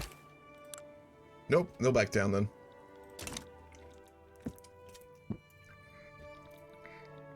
We're gonna directly administer Yemen. Okay, gonna have Siska theory.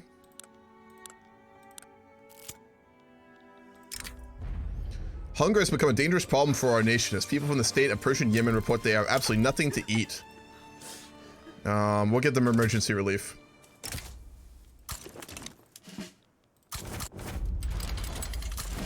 We have, I guess, a food crisis now because of all these states that we've incorporated. Let's take a look at that.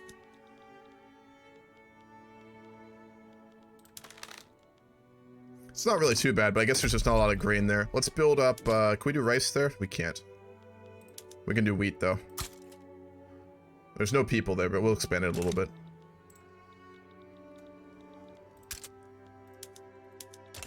Do we still not have enough convoys? We need even more convoys. My god. Okay.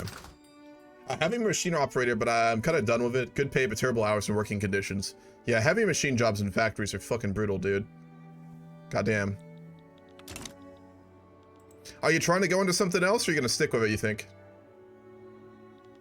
If there's a newbie-friendly CK3 game in the near future, I might join if I have time. Yeah, go for it, dude. If you're in the Discord, you can check out the games.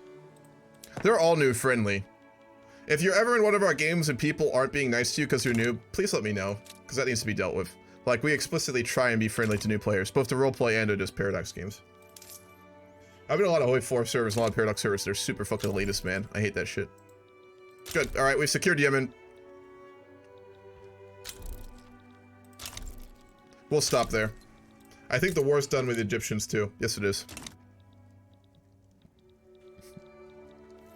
We're gonna get general staff in 6 months, and then we're gonna have a very, very strong military. If we can get shell guns, we'll be almost completely modernized and be able to go probably even toe-to-toe with the Russians at that point.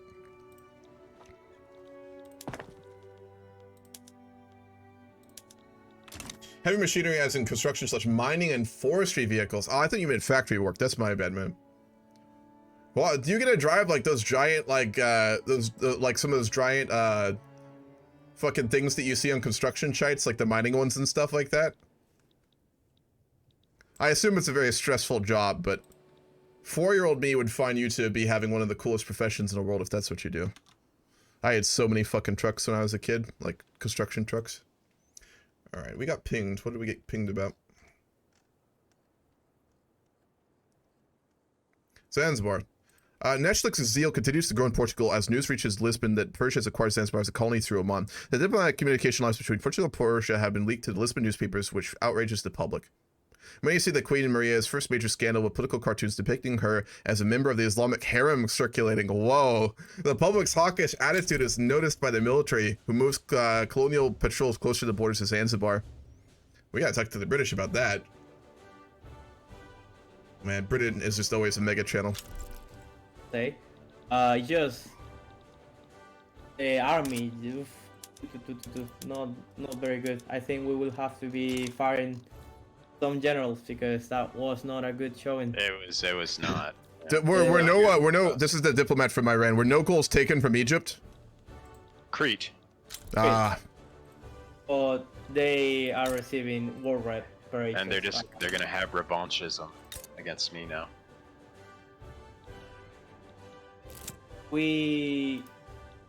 However, we know,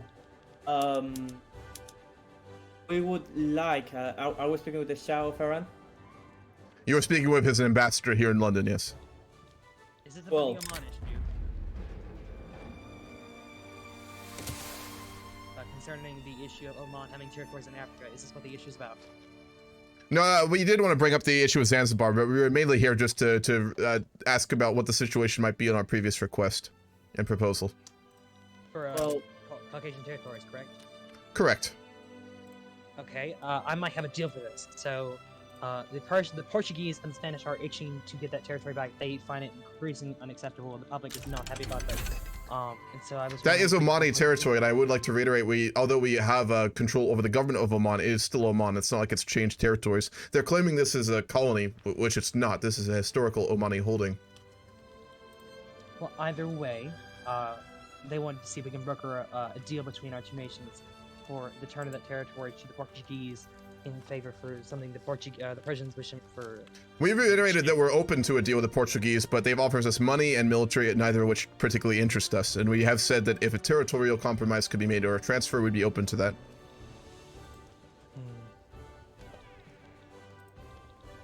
What would you want in exchange? What territory would you be looking to gain? We are primarily interested in our own region. Is this of a high interest to the British?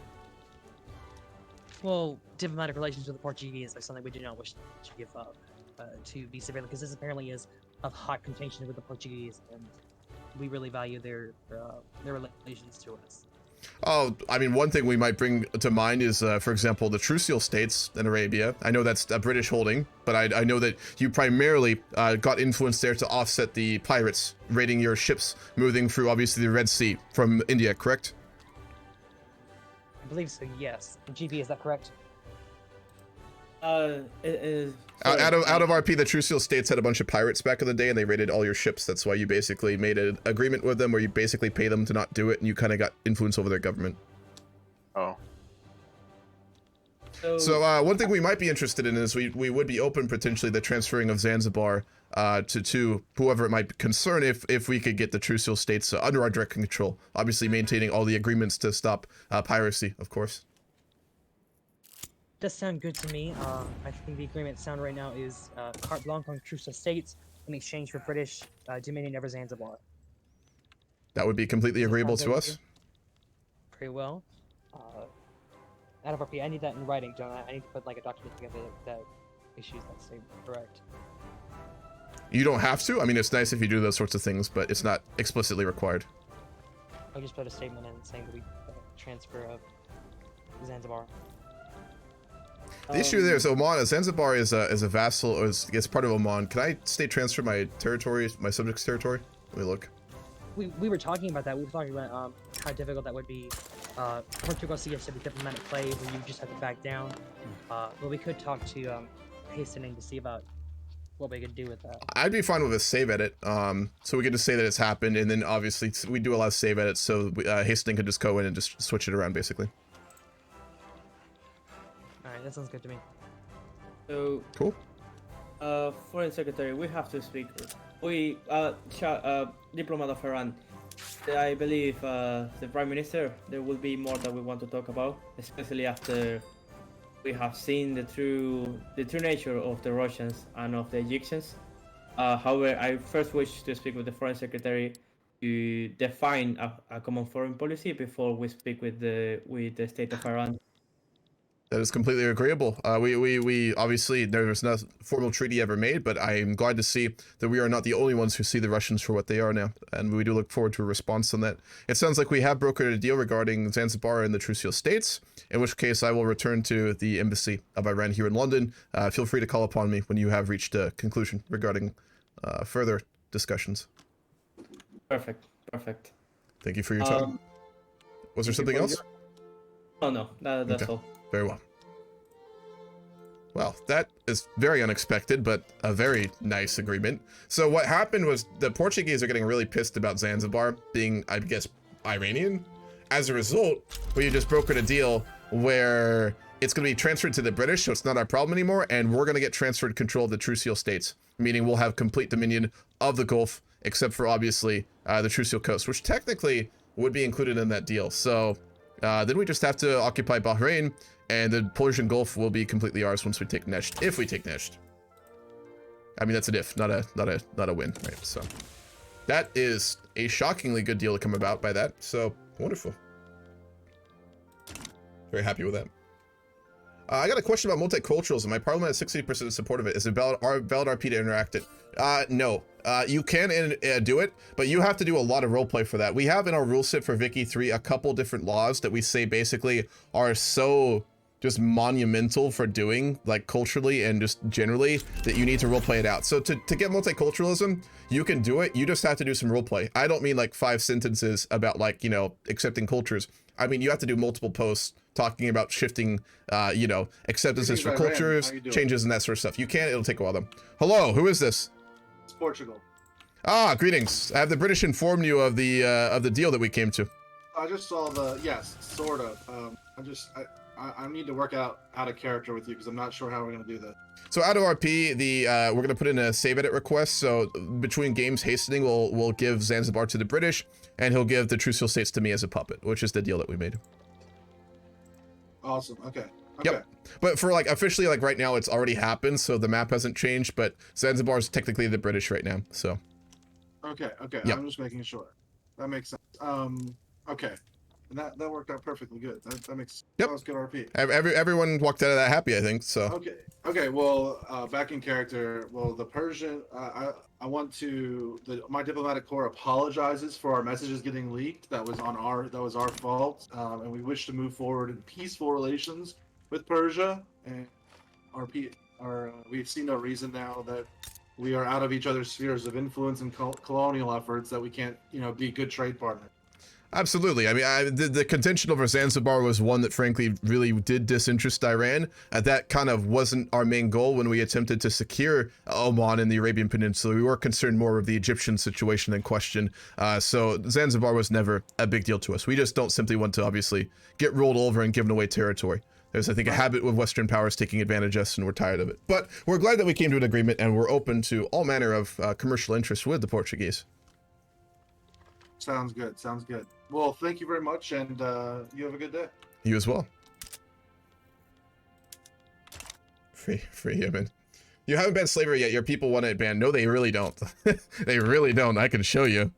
They really don't. The landowners don't, and if we piss off the landowners, we go into a civil war. So that's no, our people don't want that. Maybe our regular people, our ruling class certainly do not. I can tell you that. Let's try and go for a professional army again. We've struggled with this so many times, but it's worth another try. It'd be really useful in the coming war that we may have with the Russians here. So regarding that, the British are currently discussing if they want to conduct a war alongside us against Russia and what that might look like. So we're really just waiting for them to come back to us on that.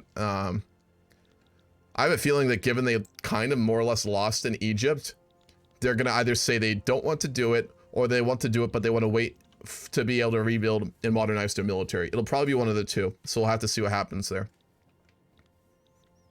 That'll kind of piss us off. I mean, given that we kind of stood down in the war of Egypt in order to get those concessions, potential for that war. So we might be able to leverage that for some more concessions from the British, especially given that they want us in their sphere and we're not opposed to it, but like we want stuff if we're going to move that direction. So we'll see how this goes.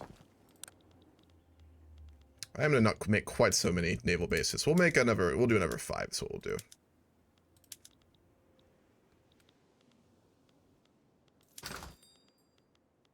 What else is really needed? We need more. We're pretty good in many ways. No, we're not getting. We are still getting the Great Hunger. I don't understand that. Expire or raise the standard of living in your nation by 3 points. That'll be very difficult to do. I guess more furniture.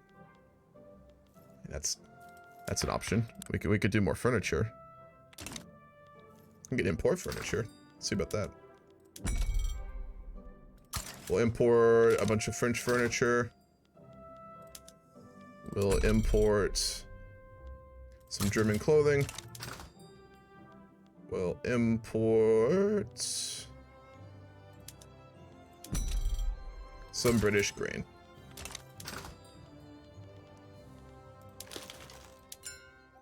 And then we'll import... So we're gonna make some more wine.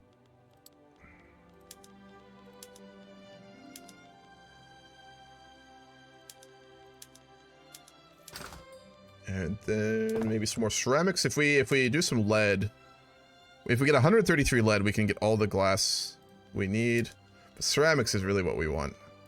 Plus, we could import some. I think the British have very cheap ceramics. Oh, the French will give us really cheap ceramics. We'll go for that. And then we're more or less good when it comes to these things. I'd like a lot of tobacco because that'll offset.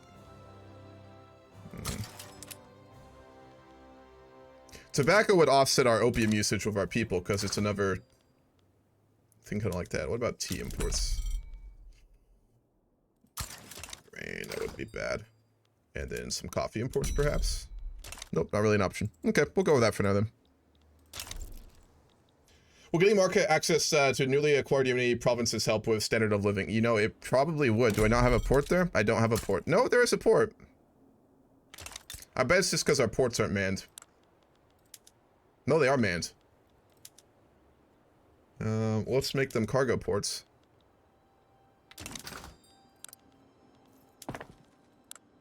What's up, Denise? Let's make them cargo ports. That gives more infrastructure And more market access, I think. It is going to go up. That's probably a large degree of it.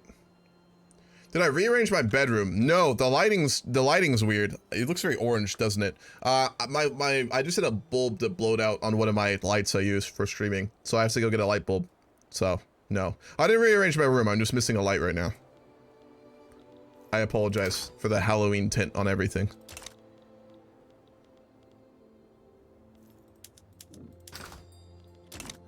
Okay.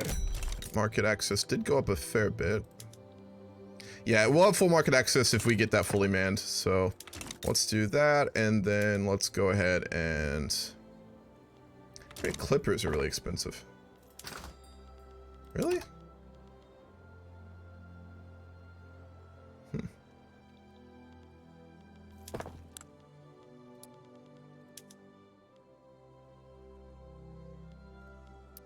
I guess we need another shipyard.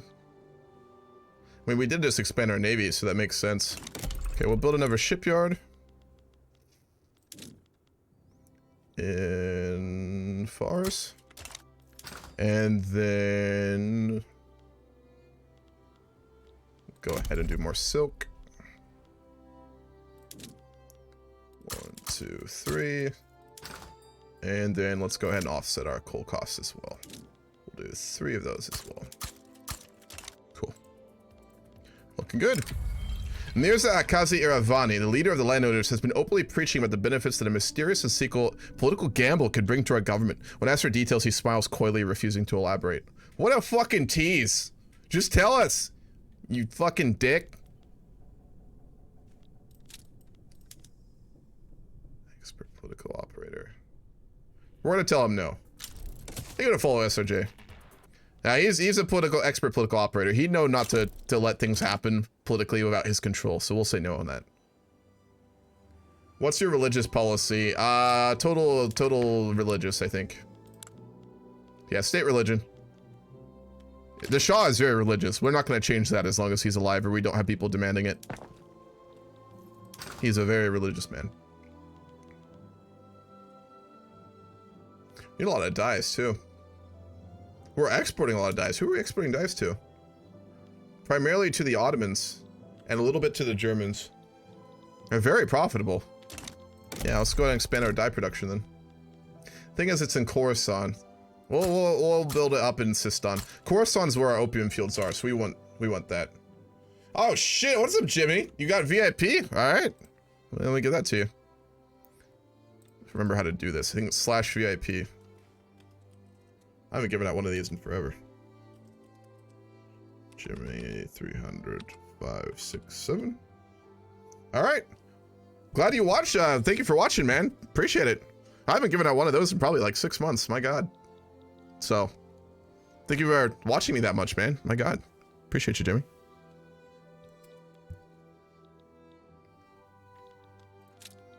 I still have so many VIPs. I could give out more of them, but I said it as a reward. I didn't want to just give them out considering I did that. Are we doing a rehost? We might be doing a rehost right now. We are almost halfway. Yep, we're doing a rehost. All right, cool. Yet another very interesting game. My gosh. I'm gonna completely restart just so we don't get issues. We're in good shape. It really comes down to what the British do with us, but if the British go alongside us and we actually get back to Caucuses, we're gonna be in good shape, man. Like, my gosh.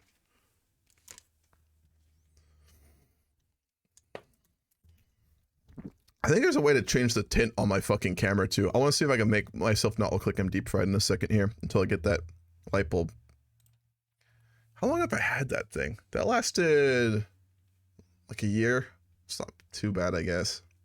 I have used it a lot for streaming, especially when I was doing like all those 10-hour streams all the time.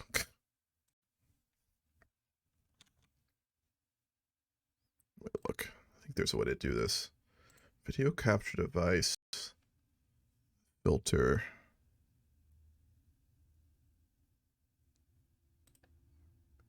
Yeah,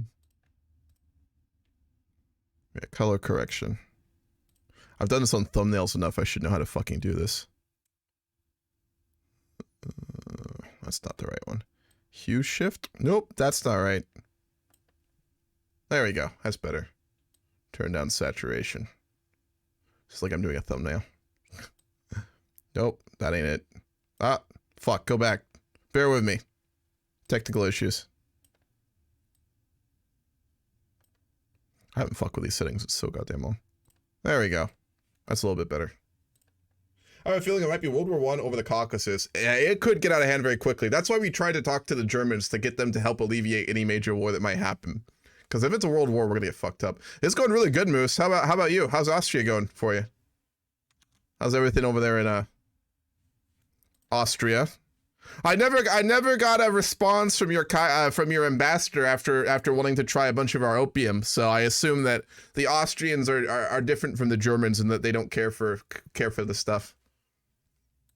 We were sad to see your business go, but we understand. No music until it loads. We're just gonna sit here in silence together, awkwardly. There we go.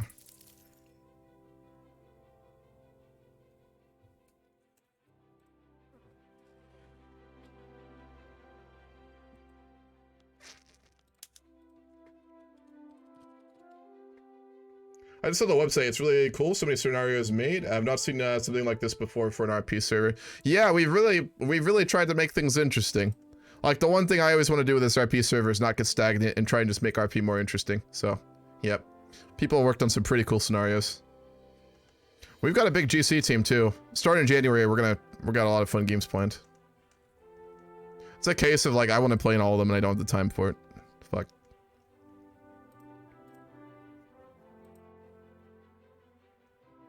I'm working on updating the information one on two, the website that we have for that. I upgraded the Millennium Dawn the other day. Yesterday. Last night I think I did that.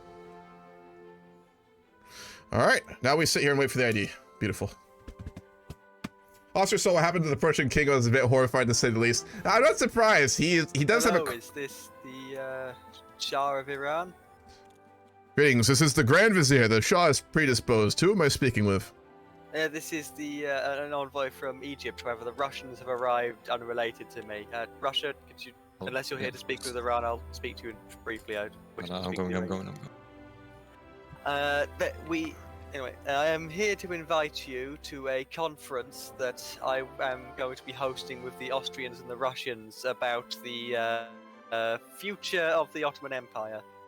As a state bordering the Ottomans, I think it is at least in your interest to be present, at the very least. Well, we'd be interested in attending, but I will say that we do not have the historical hatred that we have had with the Ottomans at present. We also are very concerned regarding your rapid expansion in Arabia and Ethiopia for that matter. Well, you may have noticed that was under the previous Khedive, Muhammad Ali. He is now very much dead. I understand, and although in his younger years he was an impressive man, I'm sad to see that he simply became a warlord. Is it the opinion of the Egyptian government that you will continue to retain all those holdings there? Well, we have already pulled out of Ethiopia following divide. We were much more concerned in Arabia in particular. Well, Arabia, we have pulled out of parts of Yemen. However, the other regions we are intent on remaining within them as long as there is a threat from the north, if that is reasonable to you. The Ottomans. Yes. You do understand that the only reason that they entered into a conflict with you was due to the actions of Muhammad Ali. True, but they also wanted to claim the Levant, which is directly under our control. Of course, it was once theirs, but all I'm saying is that I think that it was your behavior that led to this situation, whereas I think there was a pathway. There may even still be one where Egypt and the Ottomans could collaborate. I know that we do share differences of opinion, but we all are brothers in faith to a degree. Fair enough. Still, at the present time, the European powers of Russia and Austria seem to both have some interest in taking land from the Ottomans, and I would rather, at the very least, retake Aleppo out of this, rather than. When is this conference going to be occurring? It is currently taking place in, I believe, in Vienna currently. Very well. I will send an ambassador promptly. Excellent. Hope to see you there. Well, they're gonna try and partition the Ottomans. We could take this as a time to get back Iraq, but that would put us at odds with some people that we really need to be friends with. So, Yeah, but still. If we're discussing the territory of the Ottomans, we might as well discuss all of the territory of the Ottomans, which is why I held this meeting to begin with. Anyway, welcome, envoy from Iran. Just just quickly. Austria, I believe. That should be everything about the Balkans. Do you have anything more to add? No, we can continue with the new topic, which is the Ottoman Empire as a whole. Very well. Let's begin top to bottom. So, Egypt. I just want to state that it is not the goal of Egypt to see the Ottoman Empire destroyed, but rather territories it holds that we have interests in to no longer be under its control. I still wish to see a stable Ottoman state in Just a heads up, we have no Anatolia, interest in this. We're just a maybe spy. parts That's all of we the are right now. Balkans, depending on how things turn out. Escova, I already sent a letter just now to the British government, making them aware that we're going to be telling them everything. Iran. Hello. We are very curious to. I assume this is a formal partition you're seeking of the Ottomans. Not an entire partition. I still wish the vast majority of their territories to remain intact. However, their tendency to kowtow to the British at every opportunity has made me concerned that they may. Well, I was in the room when those conversations happened. The cooperation between the Ottomans and Britain came about again due to Muhammad Ali's conquests of every land bordering his country. Oh, true. But now he is dead, and I wish to see there not be a threat to my country from the north any further. I want. Is there not an alternative to a direct war and partition wherein we could cooperate with him? I must say, I do not share his exact faith, but as a fellow Muslim, I do worry about the weakening of Muslim power in historical Muslim territories. I hope Egypt would share that concern. I must admit I'm concerned to a degree by this. However, my are you a man of faith? I must ask you, because you do overlook the holy sites of Mecca and Medina. They aren't underneath your administration. I am, yes. However, I also must look out for the interests of my lands and my people. And currently, a large chunk of my realm is separated from the rest of my realm by a Ottoman panhandle to the Mediterranean. That is true. There is the gap there. I want to see, at the very least, all I want out of this, at minimum, is to see that corrected. And I believe the Austrians. How long? The Austrians, I assume, are looking for lands in the Balkans. Yeah, the Austrians. Particularly Bosnia. The reason is Dalmatia, which is on the coast of Croatia, is very important to us. It contains a lot of fishing, potential fishing and ship creation industries, which we don't have much coastline in. We obviously want to protect that, and with Bosnia under Ottoman control, it is very weak. And the Ottomans and Austrians are still rivals, even though we haven't fought in a war in a bit. We are still rivals, and we have the history of war, and we like to secure the Dalmatian flank, if possible. Of course. And what are the Russians? I am curious what they will be demanding on this war. In this war, we're not exactly sure what we're going to be demanding. It probably won't be much, but regarding this war, we are looking to secure the double Japan handle to give it to Wallachia, which will promptly be unifying Romania. We might liberate Bulgaria since there is a growing Pan-Slavic movement, though that could be very much negotiated. As for Asia, we're looking to acquire the promise of Kars.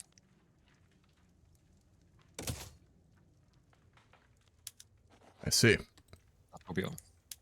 I do say I don't want to entirely weaken Ottoman Empire. They're still very important. And if they were just to be completely weakened to the point where they cannot defend themselves, then that would obviously cause a lot of problems. I also agree with that. If the Ottoman Empire is weakened too far, then the powers in Western Europe would likely just conquer them, and that would be worse than the current Ottoman presence. Alright, then we drop the liberation of Bulgaria then. Yes, yeah, I think that would weaken them too much. I think just these key border territories which are in their own ways important to our national securities. Though I must ask, what is Persia? What concessions would Persia like to see of the Ottomans? We are still very wary of fighting a fellow Muslim, even if they are a Sunni. But obviously, historically, Iraq has been Persian. There were times when our empire stretched greatly, although I will say much of our land is currently under Russian occupation. We're still going on about this. If we are discussing Iraq, I would like to suggest that the region of Basra would be better off under the control of. Not Basra. Well, out of account for a second, the game hasn't reflected this properly. Basra should be more, as Shiite as it is Sunni, but the game hasn't reflected that for some reason. Anyway, Basra has a large Shiite population. I feel, even though of course Egypt is Sunni, they would be better off under their co-religionists in Persia.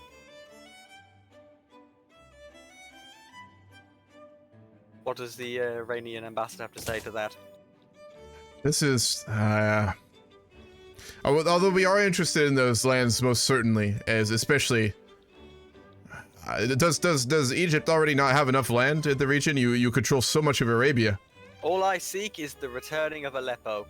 That is the only Arabian land I wish to control. Well, the only Arabian land I wish to control that the Ottomans currently control.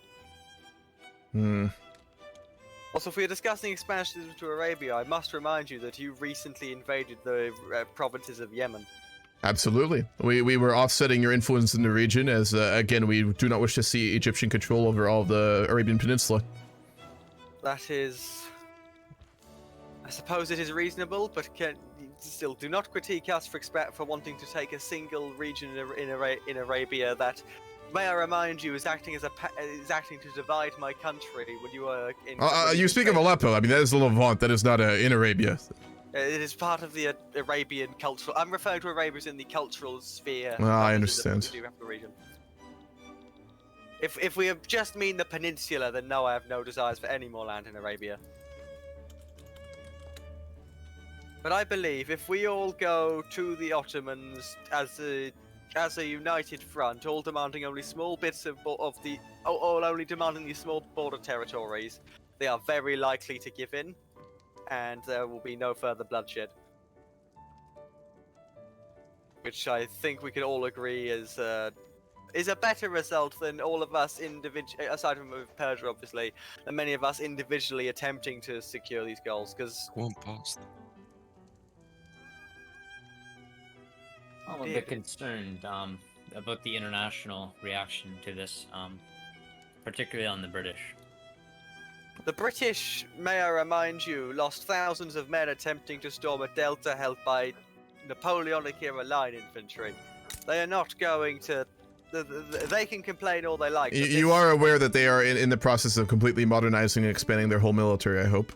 They are, but at the same time, having just lost a war of this scale, I don't think they're in any position to complain about just small border regions being taken from the Ottomans. The Ottomans and the British, I believe, are very close allies. I mean, there is, I'd say, a significant chance they would enter this war. And the problem I would say is the North Germans and the British are very close allies as well. And I'm worried that if we join in on the Ottomans, that this may even anger the French. I mean, also given that they do have some interest in the region. At the very least, I intend to go to the Ottomans with an offer to exchange Adana for Aleppo, so at least I have that is a much more diplomatic solution. Again, Iran is opposed to, frankly, well, not entirely opposed, but we are resistant to a full-blown war. I think a diplomatic option in order for Egypt and the Ottomans to get on better terms regarding potentially the Aleppo-Adana transfer will be much more interesting. I will go offer them this diplomatic way out, but if they refuse, then I shall return here for the previous plan. Well, I will say the Ottomans also have slavery, which is something we wish to see abolished. They don't anymore. They don't. There's someone else here who also does have a little bit of that going on. What are you suggesting? Well, we have no, I guess, love for certain minorities. I don't think slavery is the way to go forward. I think just... My Shah is not a huge believer in it, but in order to get rid of it, we would have to fight a civil war, to be frank with you. And I suspect that is the case for the Ottomans. Well, we can. What I was suggesting is we could attempt to. If there is a war, that would also be a demand. But I wouldn't suggest that they go through it themselves, as I do understand there would be a civil war. And we're not pressuring you to abolish slavery as well. These things will take time in Iran. I know the Shah does not enjoy the subject, but he's also not ready for another major conflict in the last 15 years. Internally, of course.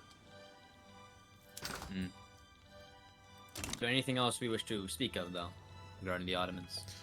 I think Iran will have to consider what's been spoken about and think hard about it. And I would suggest that if the Egyptian delegation could at least attempt to cooperate with the Ottomans diplomatically. Well, we did offer the Ottomans a diplomatic way out of the Bosnian issue. Egypt's already gone. Okay. We offered to pay their debts. And I understand. I will caution that since Egypt is gone, that this could get out of hand very quickly, and this could develop into a major war, the likes of which we haven't seen in quite a while. I understand that Austria, you do desire some territory in the region, but again, perhaps the diplomatic course of action might be better here. Yes, I would agree as well. I know that there is a bit of also a cooperation between the Russians and the Egyptians, but I would remind you all that they have shown nothing but a proclivity towards just warlike expansion. We had to militarize and take Yemen as a response in order to stop all of Arabia falling underneath their control. And although I know this new Khedive claims to be different, he's already plotting a war, as you can clearly see. Well, it might be just the Egyptian way. Perhaps. I'm just saying it's dangerous to get in bed with such people. Yes. I would, have caution at least. No, if we could use them, or I don't want to say use them, but if they could just be an ally just because of our relations with the Ottomans, then that is the only reason why we would seek really good relations with them. I understand. I'm a man of faith. My Shah is a man of faith, and we'd prefer not to slaughter Muslims if we can help it. Yeah, you also must understand that the French particularly, but also the British, they're rapidly expanding in Africa, and the British also just attempted a war on Egypt, so Egypt must feel a bit threatened, and maybe just expanding may be their way to deal with that issue. To be frank, the expansion happened long before that situation. The British-Ottoman coalition war, it was in response to that. We had actually planned on entering into that war, I'm going to be quite frank with you. But given that obviously Russia entered in, we were unable to obviously be able to fight the Russians. Yeah, I'll be honest. I also offered to join on side of the British if they were to at least come to diplomatic negotiations regarding Bosnia, but they declined. Correct. Perhaps this is a good time to approach and just have a discussion with London about this. I mean, there's no reason that we can't have more diplomatic talks instead of just a simple war that could quickly turn into something more. Yeah, I would agree. I think war, if avoided, would be the better option. Perhaps a trip to London then. I know that we have met here in Vienna, but I have been given free reign by my Shah to conduct diplomatic missions here in Europe. What do you think of potentially trying to solve this diplomatically? We can attempt it. I will say the Austrian and British relations are not the best, as Britain actually gave the North German Federation their support to form the United Germany, which we are opposed. I completely understand the Austrian opinion on that, but again, there has been a lot of changes recently, and I think that perhaps things change very quickly. One thing I will say about the British as well as the French is that they are very realpolitik when it comes to their foreign policy. It's always very fluid, shall we say. Yeah, the Russian delegation can say that for a matter, because we heard that firsthand. We are actually are improving our relations with the French. The French recently I guess abandoned their Sardinia Piedmont allies. They're still in their market, which confuses me, but French they went to us and they offered to improve relations with the Pope in Austria and Spain, which is the Catholic nations kind of supporting the Pope in the unification of Italy. Indeed. So so with this improvement of relations, we could potentially come to the French and maybe try to resort a deal regarding the Ottoman issue. Well, Diplomatic. perhaps that would be a good course of action. Again, Iran is frankly quite opposed to a full-blown war here, so... Yes, I'm also opposed as if we go to war with the Ottomans, it's almost certain that the North Germans would join. North Germans, the British, and who knows who else. As I said, what do you think of taking a trip to London and just trying to cut this off at the head before this gets out of hand? We can attempt, but I think you would have to kind of take forward with mediation. We'd be happy to take the lead on this. Yes. Are we invited? I mean, you, as far as I'm aware, only have conquest claims, not like an actual geographical issue, do you? About Kars, perhaps, but we're looking to secure a coastline for Wallachia. You're looking to divvy up the Ottomans rather than have an explicit, reason. I mean, Austria has a valid historical reason for interest in the Bosnia and the Balkan region, whereas it does seem like the Russians are more opportunists here. Not in any case, we're just looking to secure coastline for a fellow religion, for a fellow follower of our religion. Talking about religion, His Holiness. Well, press. We will head to London. If anyone wishes to go, we would be happy to go travel alongside with you. Well, we will follow you. Treaty port in Korea. Greetings. This is the Austrian ambassador of the Iranian Shahdom. I am here with the delegates from Austria at a recent conference that happened to try and discuss with the British and potentially cooling of relations here and seeing if we can find a more diplomatic outcome regarding some recent discussions that have happened. Yes, we have read some of the letters that have been sent. We are very worried about... It seems to me that the Egyptians are concerned primarily with not having connected territory and would potentially be interested in a deal wherein they exchange Aleppo for Adana. The Austrians have, it seems, a historical issue with the Bosnian region and wish to discuss the possibility of discussions... Oops, that's my pressing spacebar. Discussions with the Ottomans regarding that, and it appears that the Russians are seeking to conquer coastal territories. We just wish to see if perhaps the British could mediate this and we could get into a more diplomatic solution here. We would be interested in mediating just the war. What is the position of? You said the Russians want coastal territories. What are those specifically? I believe they're wishing to annex the coastal region to the north of Constantinople. Yeah, they want Bruges to give over to Wallachia, I believe. Again, that is less of an interest to the Iranian delegation compared to more of the Austrian issues, which do seem to have some merit, and that is, I think, what we primarily would wish to talk about, potentially hoping to find some mediation on. I know the Ottomans obviously conquered those regions historically, but perhaps a discussion at least could be had regarding it. Yeah. Okay. So let's. So you want us to mediate regarding Bosnia? Yeah, perhaps the Austrian delegation could speak further on this, but we just like to make it clear that they are open to diplomacy and are not going too hot-headedly into this. Yes. So, what are the current terms? Do we have that anywhere that I could read those, or will someone list this off to me? So far, I've got the Gruha to Wallachia and Bosnia to the Austria. I believe the transfer already happened. Egypt transferred territories to the Ottomans. It appears the deal has already been made, so the Egyptians are no longer really on the table, it looks like. So I guess it's just the Austrians wishing to discuss, I believe it was Bosnia?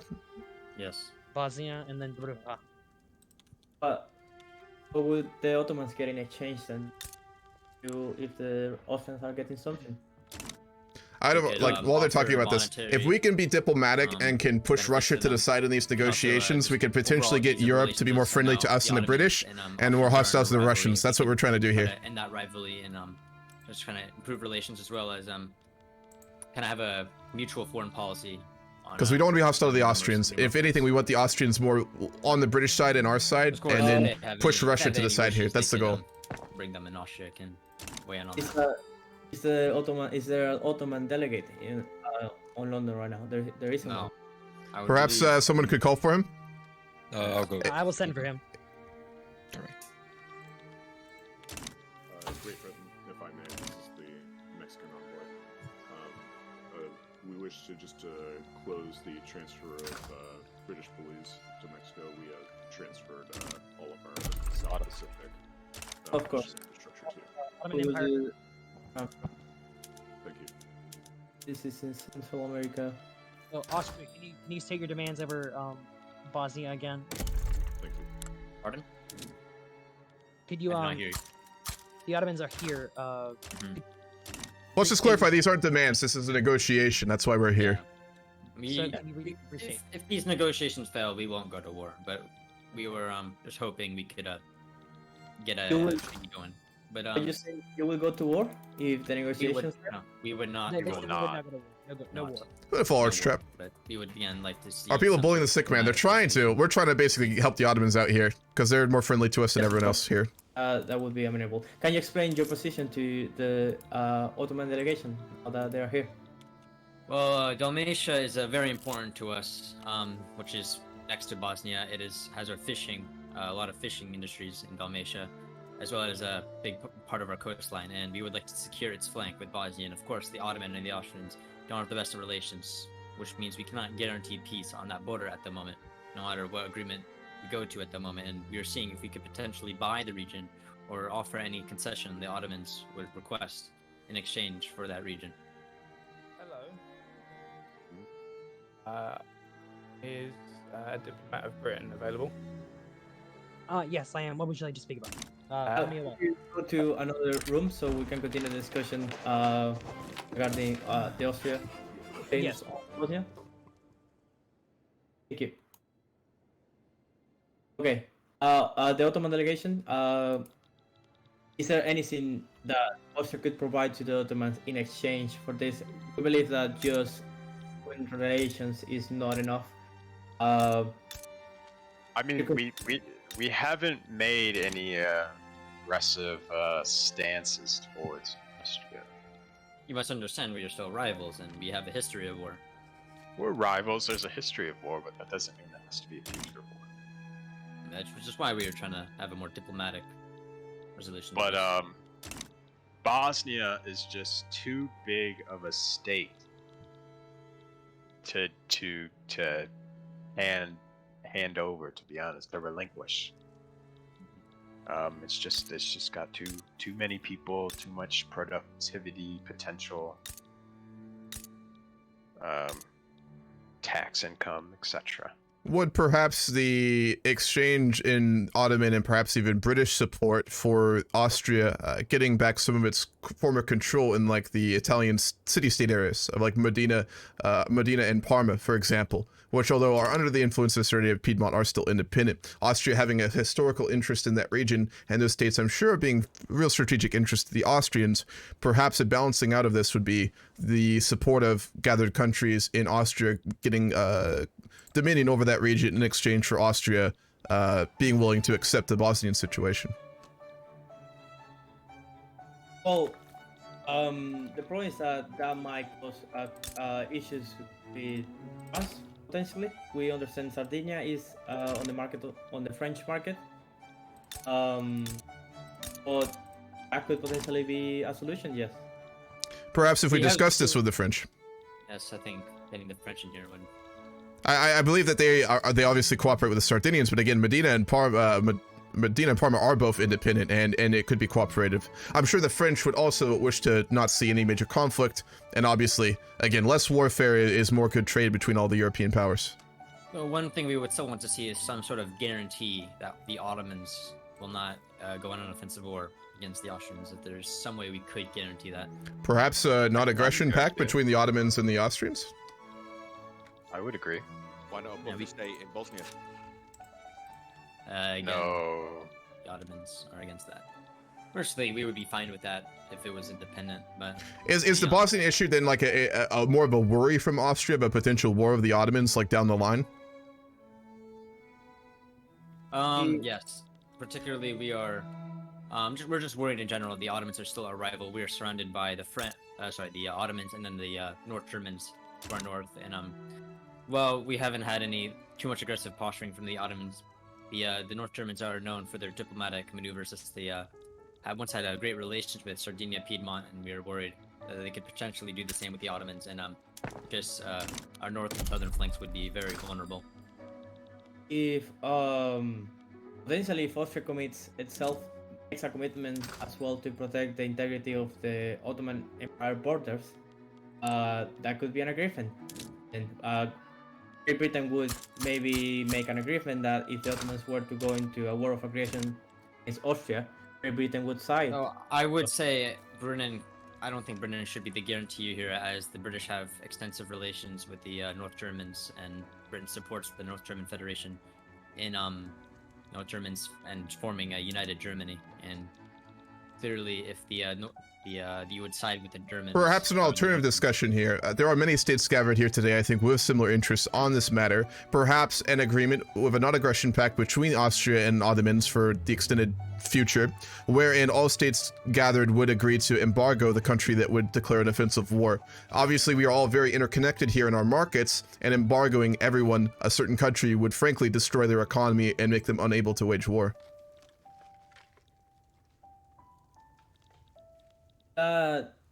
Well, that is a reasonable request. An embargo to a great power probably wouldn't hurt them as much. The Ottomans, for sure. If we were to... The Ottomans, yes, but Austria, North German Federation, and France and Russia are probably self-sufficient. So, as far as I'm aware, they do, I believe, a significant amount of trading with Western countries, but perhaps I'm wrong. I will be honest. We're primarily an export-based economy. The most it would do, it would just make our goods less cheap, or no more cheap, as we would have nowhere to export it to. Prussia, North Germany does not make any comments on its sufficiencies of or needs of its economy. All I can say is that we will be self-sufficient. No, but you're not the one in question here. We're trying to find a solution in order to create a non-aggression guarantee between Austria and the Ottomans, which is the whole issue behind Bosnia. Understood.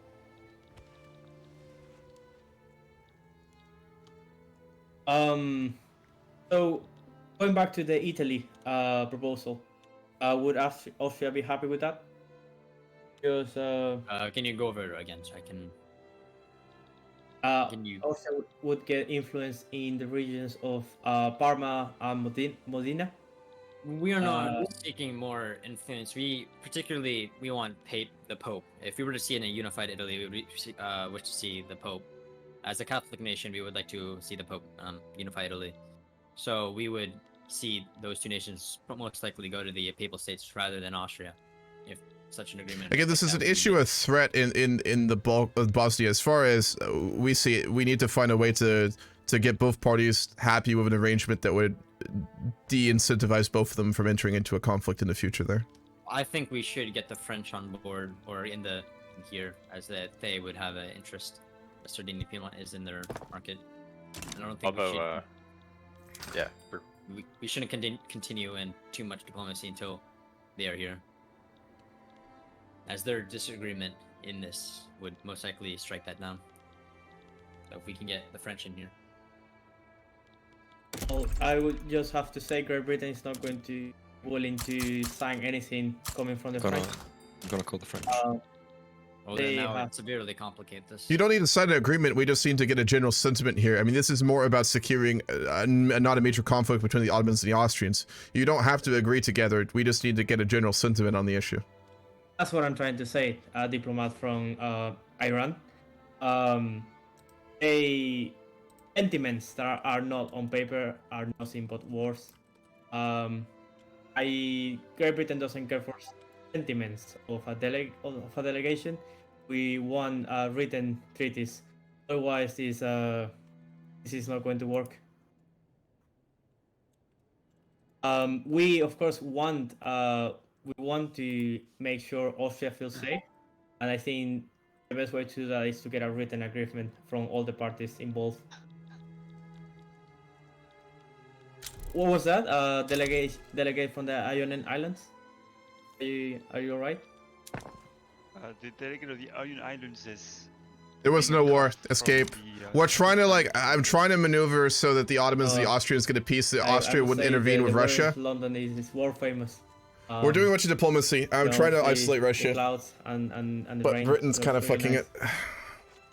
That's probably something you cannot find in Greece. But I looked at anyway. the scenarios. Are there any for Stellaris and Vicky 3? No, we haven't made any for either of those yet, honestly. Delegation here. Yes, I have arrived. What are we discussing? Basically, there is Austria is looking to potentially get Bosnia, or the state of Bosnia, or potentially get a non-aggression pact with the Ottomans that is supported by other great powers. So the Austrians don't feel their southern border threatened by the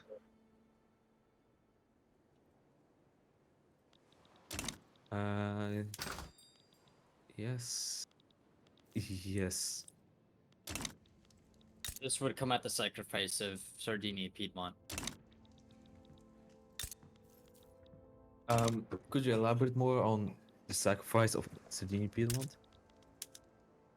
Particularly Parma, Modena, and We really need Parma railways. and Modena would go to Austrian or Papal influence, depending on what the Kaiser wishes himself. Fuck, that was like 3 years. Well, Lucca already is in Austrian influence. Yep. Would that be okay with the French? We have no serious objections. If anything, France could get Savoy. And Provence. Some Provence. Yes. We're very much interested in that in return, as we cannot guarantee anymore the security of Sardinia Piedmont, but we also wish to please the French populace and not appearing weak. North Germany will not see agrees to this. North Germany will not see any blatant expansionism of France anymore. The memory of the Napoleonic Wars are still too fresh. We don't. I think a transfer of Sardinian territory here is not really even on the board. I mean, we're trying to the original goal of this conference is to try and offset a potential war between Austria and the Ottomans and get a fair degree of a lasting peace there regarding Bosnia. The suggestion was to transfer an either market or influence of this region to Austria or their allies might be a good way to get everyone happy here. I think the bringing in of transferring of territories outside of this is going to complicate things and only create tension and issues. Agreed. It's just stay on focus. Austria and Ottomans will sign a treaty saying that Bosnia will stay on the control of the Ottoman Empire. Austria will be allowed to expand its influence into Modena and Parma, and all the signers of the treaty will agree to this, basically. Is there anyone in opposition? Oh, I would like to add that Serbia, Wallachia, Moldavia stay. I don't think those were discussed. They have been yours. I don't think Austria's not contending them, are they? Yeah. No. Well, Unless just Russia in would have case major they objections. become independent. Unless And- Russia would and have where? any, if Russia would have any objections, they should most likely speak. No. Again, Russia's more interested in the situation due to just the wish to annex territories. So I think that's kind of a little bit more on the side. Though I would say I do wish for a somewhat productive relationship with Russia, as we are still a bit surrounded. So I would just at least like to have their voice known, as if their immediate disapproval of this agreement could still be disastrous. I mean, not necessarily. They're not directly involved with this. I mean, this is territory that is specifically contended between Austria and the Ottomans. Yes, but they could still go to war if they. I'm here. They would be opposing. Or you just uphold non-aggression and not get involved. Well, I would say at the very minimum, just let Russia speak on that. I actually, so sorry I did not manage to hear. Someone entered my chamber as we were speaking. Ottomans, would you repeat what you wished? You can do it very, very, very briefly. I did hear something. Just that Ottoman control stays over Serbia, Wallachia, and Moldavia, even in the event that they were to break free. That their sovereignty, the Ottoman sovereignty, can be reestablished over. That seems reasonable. Anyone oppose that? Russia doesn't agree. Russia doesn't agree? Why? Russia doesn't agree. Should the Wallachians demand independence, we believe that it's in the wider interest for another Balkan power to be established. Not, I will say it's a bit both hard states. for the Ottomans to demand Bosnia and Wallachia and Moldavia all to be under their control. I think if you were to keep either one of them, you should at least agree to relinquishing of the other. This is a bit harsh. They're already. I mean, under my you're control. expanding like this discussion is supposed to be about Bosnia, Austria. You made it clear that's what you were concerned about. Like these are historical Ottoman territories that you're now trying to contend in this discussion. I mean, you realize that you're potentially about to torpedo this whole conference. I would just want Ambassador to the British Empire, I would like to establish a compromise between these two powers. The sovereignty of Wallachia, Serbia, and Moldavia will be discussed on a later date. For now, the sovereignty over Bosnia and for influence over several Italian states will be the main issue for now. Serbia, Wallachia, and Moldavia will be discussed at a later date in a different conference among different powers. For now, do we agree that the Ottomans are going to take control over Bosnia and that Austria will be able to influence its influence over Parma and Modena? Does everyone agree with that? We can agree to that. We can agree to that as well. Russia We agrees. agree to it as well. Alright, I am not hearing a nay nor no. Therefore, that shall go ahead. Whoever is signing that treaty or putting that treaty together, you may go ahead.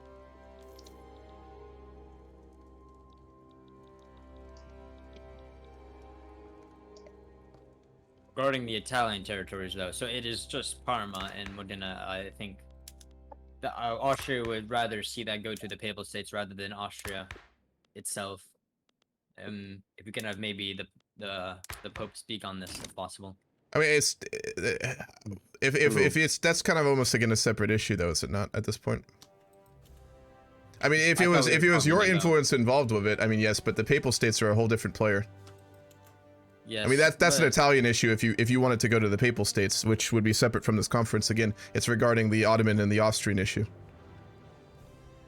Bringing in extraneous territories is reasonable if it relates to either of the concerned parties, but you're trying to bring in a whole other situation regarding Italian city-states when it's not even related to yourself at this point. Well, we have extensive relations with the Pope, and we would not rather see us. We don't have too much care of expanding further into. Perhaps this would just be better for another conference with the French and the Papal States, wherein you could work out these details. Yes.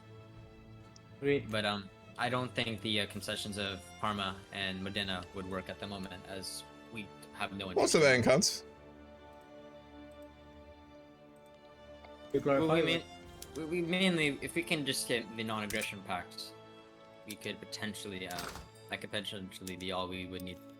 It's just the non-aggression pact. It seems that both the Ottomans or you are both willing to do this, and again, there's other parties trying to just bring in other issues here. So if perhaps that we could make the non-aggression pact happen and get that treaty formally signified, and then we would be able to solve this potential issue.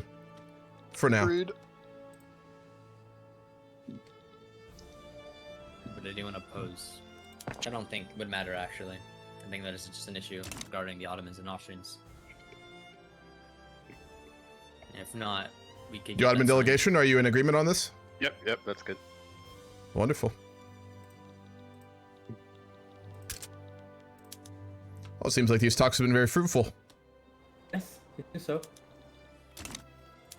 If that is it, then thank you everyone for coming. Hopefully, can we get someone's secretary from one of the governments involved to write up a treaty? What's up, Tingle? We're looking for a while. Normally talking about food I make based on countries people play. This time I've got to take out Iran. I think the British Foreign Secretary is right.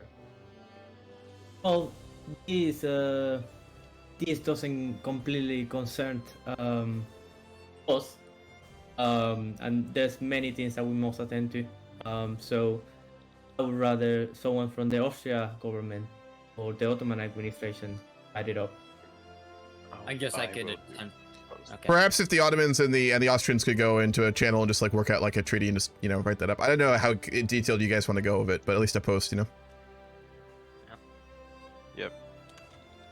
Let's go to these Ottomans. Her Majesty.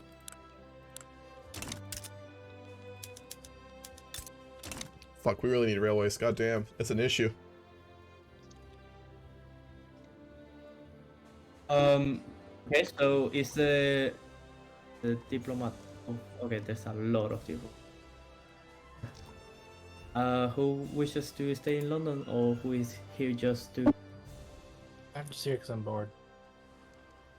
Good, good. There's many things to see in our city. We were also interested in having a talk with the British, but we would prefer it to obviously be semi-private. Yes. Should we then go to Iran to speak on this? Yes, that'd be wonderful.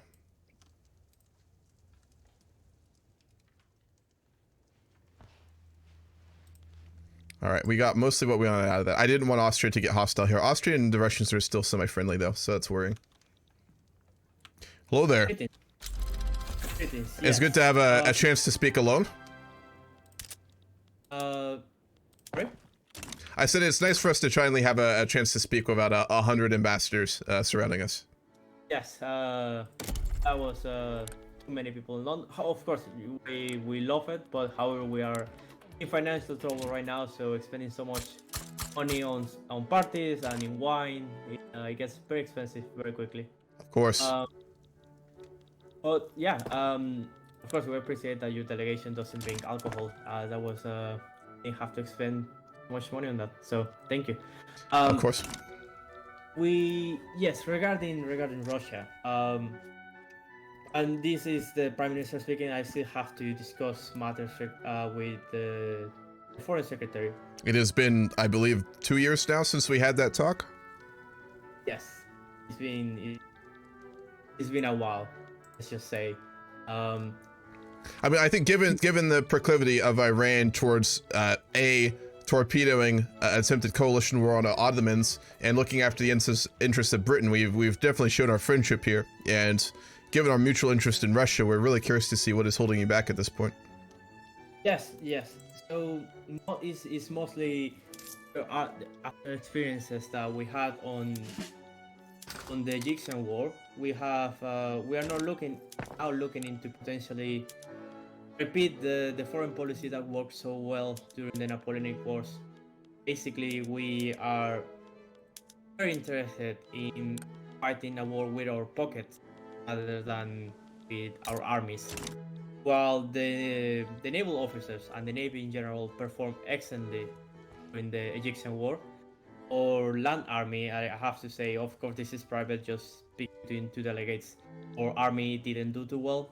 I assume you're in a process of modernizing it and increasing its quality. Of course, but you can understand that also it's very hard to get recruits for the army. Of course, the British Navy is the most prestigious one, so a lot of people want to join the Navy to go fight in India, in Korea, and Asia. It's so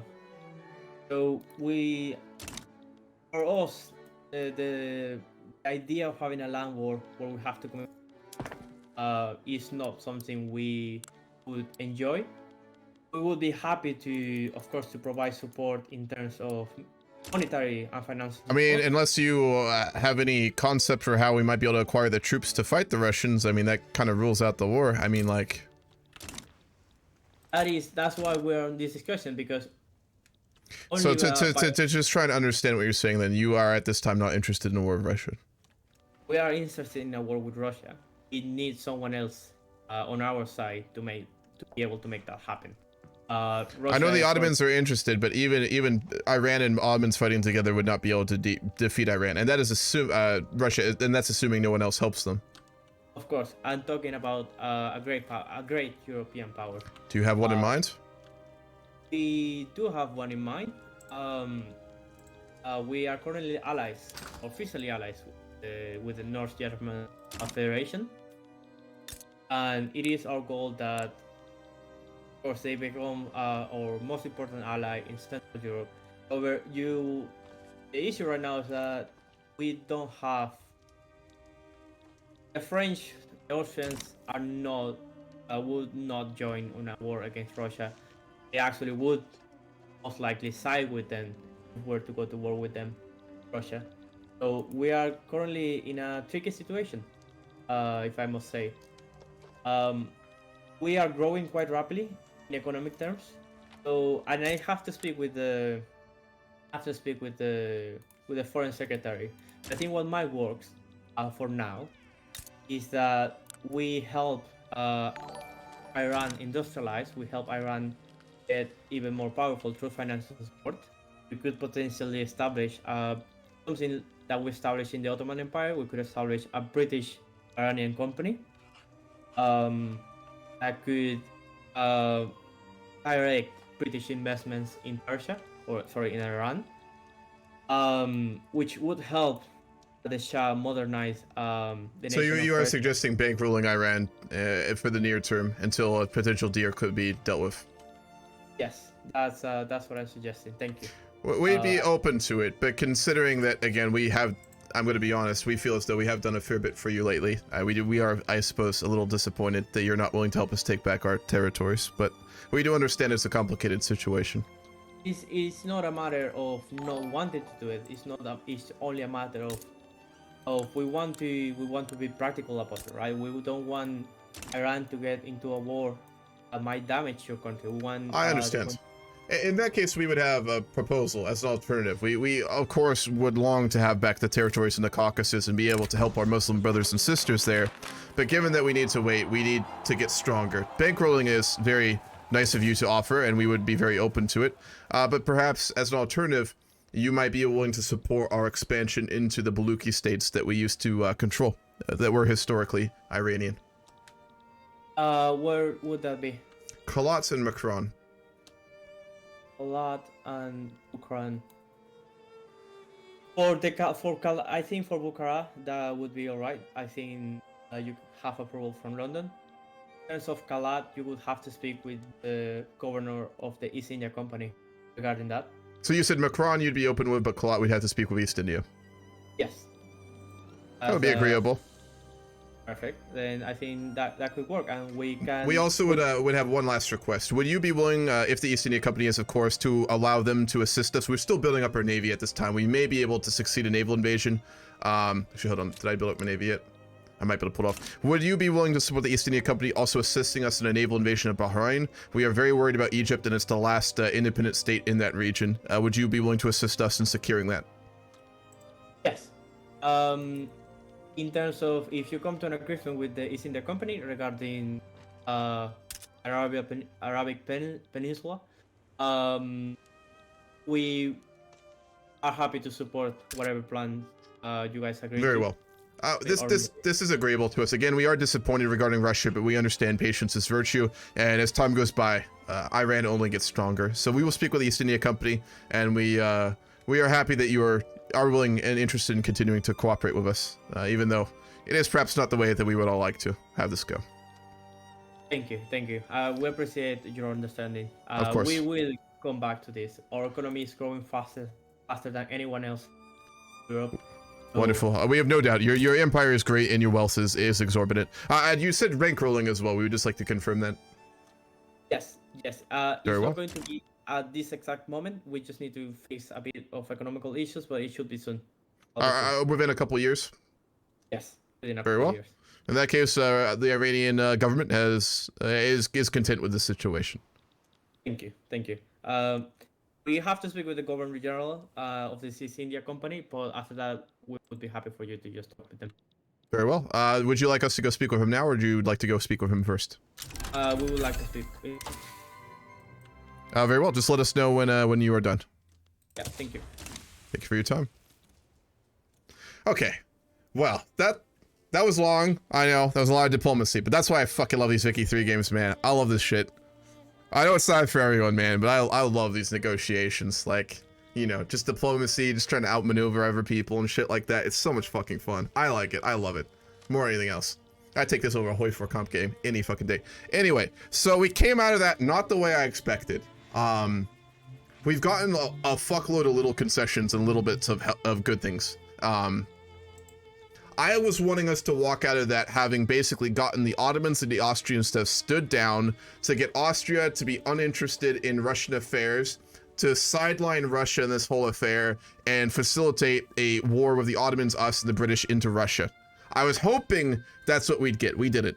We did manage to sideline Russia from those discussions. They got nothing out of that, which is good. We also stopped the Ottomans from getting invaded, so they actually kind of owe us right now, which I'm hoping they understand so we can call that in, like the fucking Godfather, you know?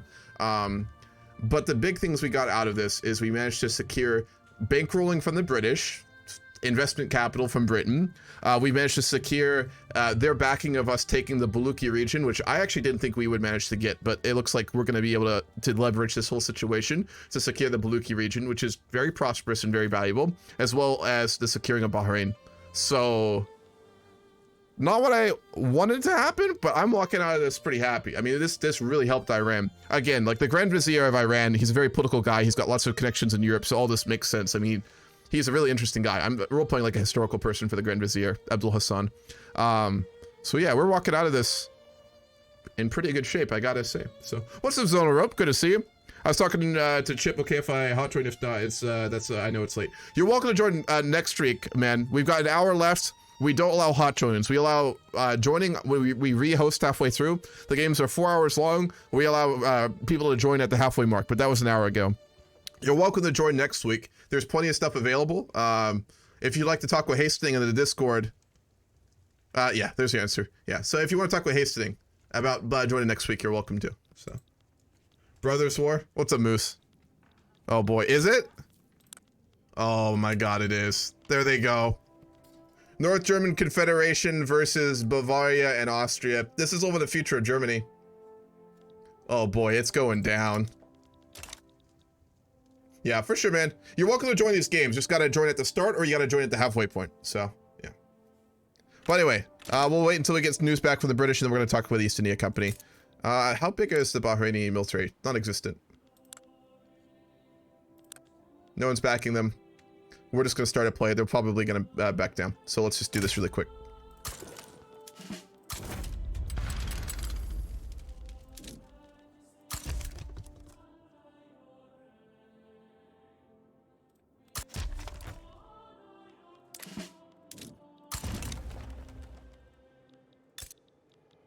We also did make a deal, and we're gonna get a save edit where the Trucial states are gonna become our puppet as well. So we secured a lot of Arabia, which has been very nice. You just wanted a war? Yeah, I know, Moose. I know. Fight the fucking Germans. That's what you're supposed to be doing right now. I'm trying to pay back some of this debt right now. Alright, what do we need now? Just more opium. Always more opium. Our exports on that are just monstrous. We'll build a lead mine. We will build a few more textile mills.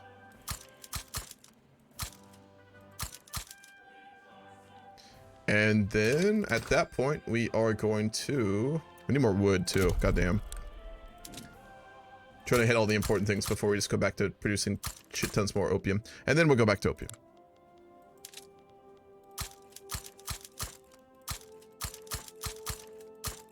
Are there... Can we build opium in Kalat if we take that? Yes, we can build opium plantations in Kalat as well. Makran we can't, but Kalat we can. You basically almost fully control the Persian Gulf, although the tip of the EIC will remain the Horde. Technically, that's supposed to go to us too, because the deal we made was to Trucial, well, I said the Trucial state, so technically not, but we can talk with the EIC about that. We might be able to get something to happen there. They haven't backed down yet. Egypt's interested.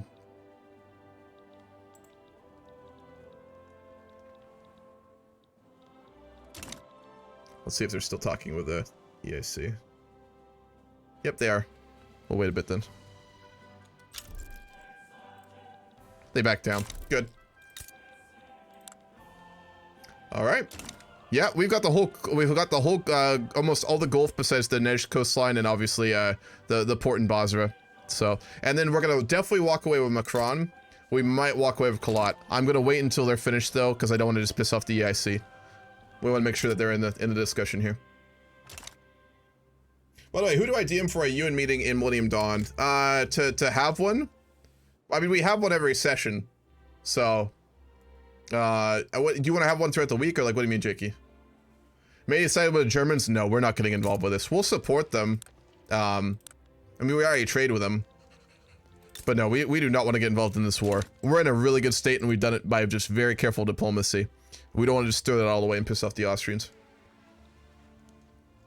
Oh, they broke Good Friday. Oh, Jesus. Well, that'll probably be the start of the next session.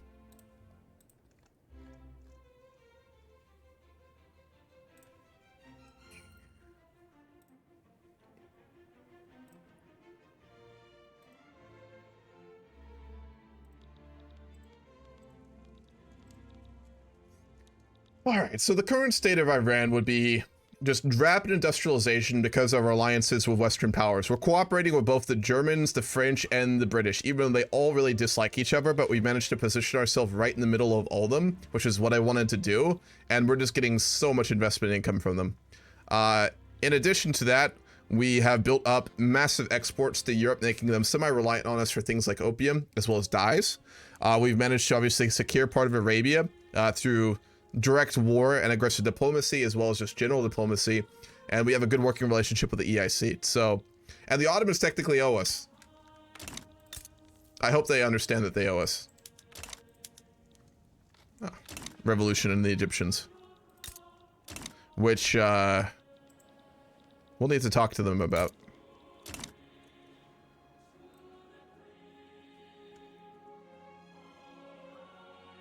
The British are still talking with the EIC, goddamn. I'm gonna go to the bathroom. I'll be right back.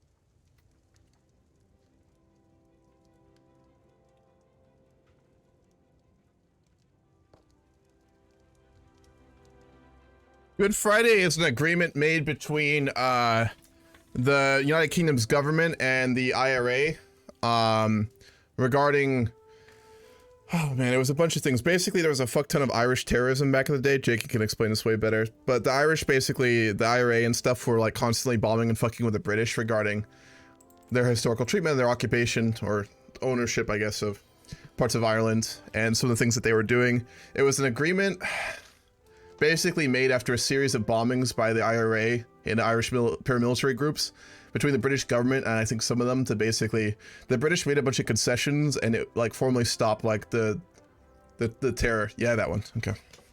I don't understand it super well.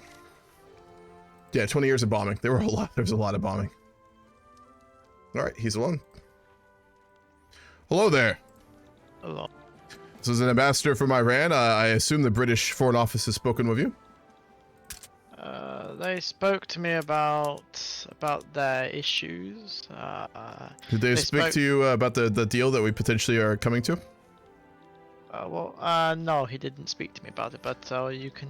He's formally agreed to allow us to secure the Makran coastline for ourselves, given that a war is not happening with Russia. There's been a lot of recent diplomacy where we did a lot of good service for the British Empire, and in return, we were hoping for a war with Russia, one we did not get. But in exchange, it has been agreed upon that Makran will be secured by Persia, obviously the Baluchis there, and Kalat would potentially be secured, but he wished for us to speak with you first, and we also wish to speak to you first and discuss the Kalat region.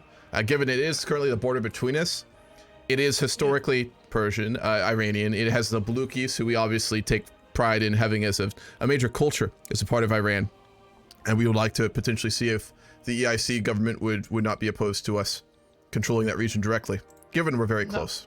We would not be opposed to it.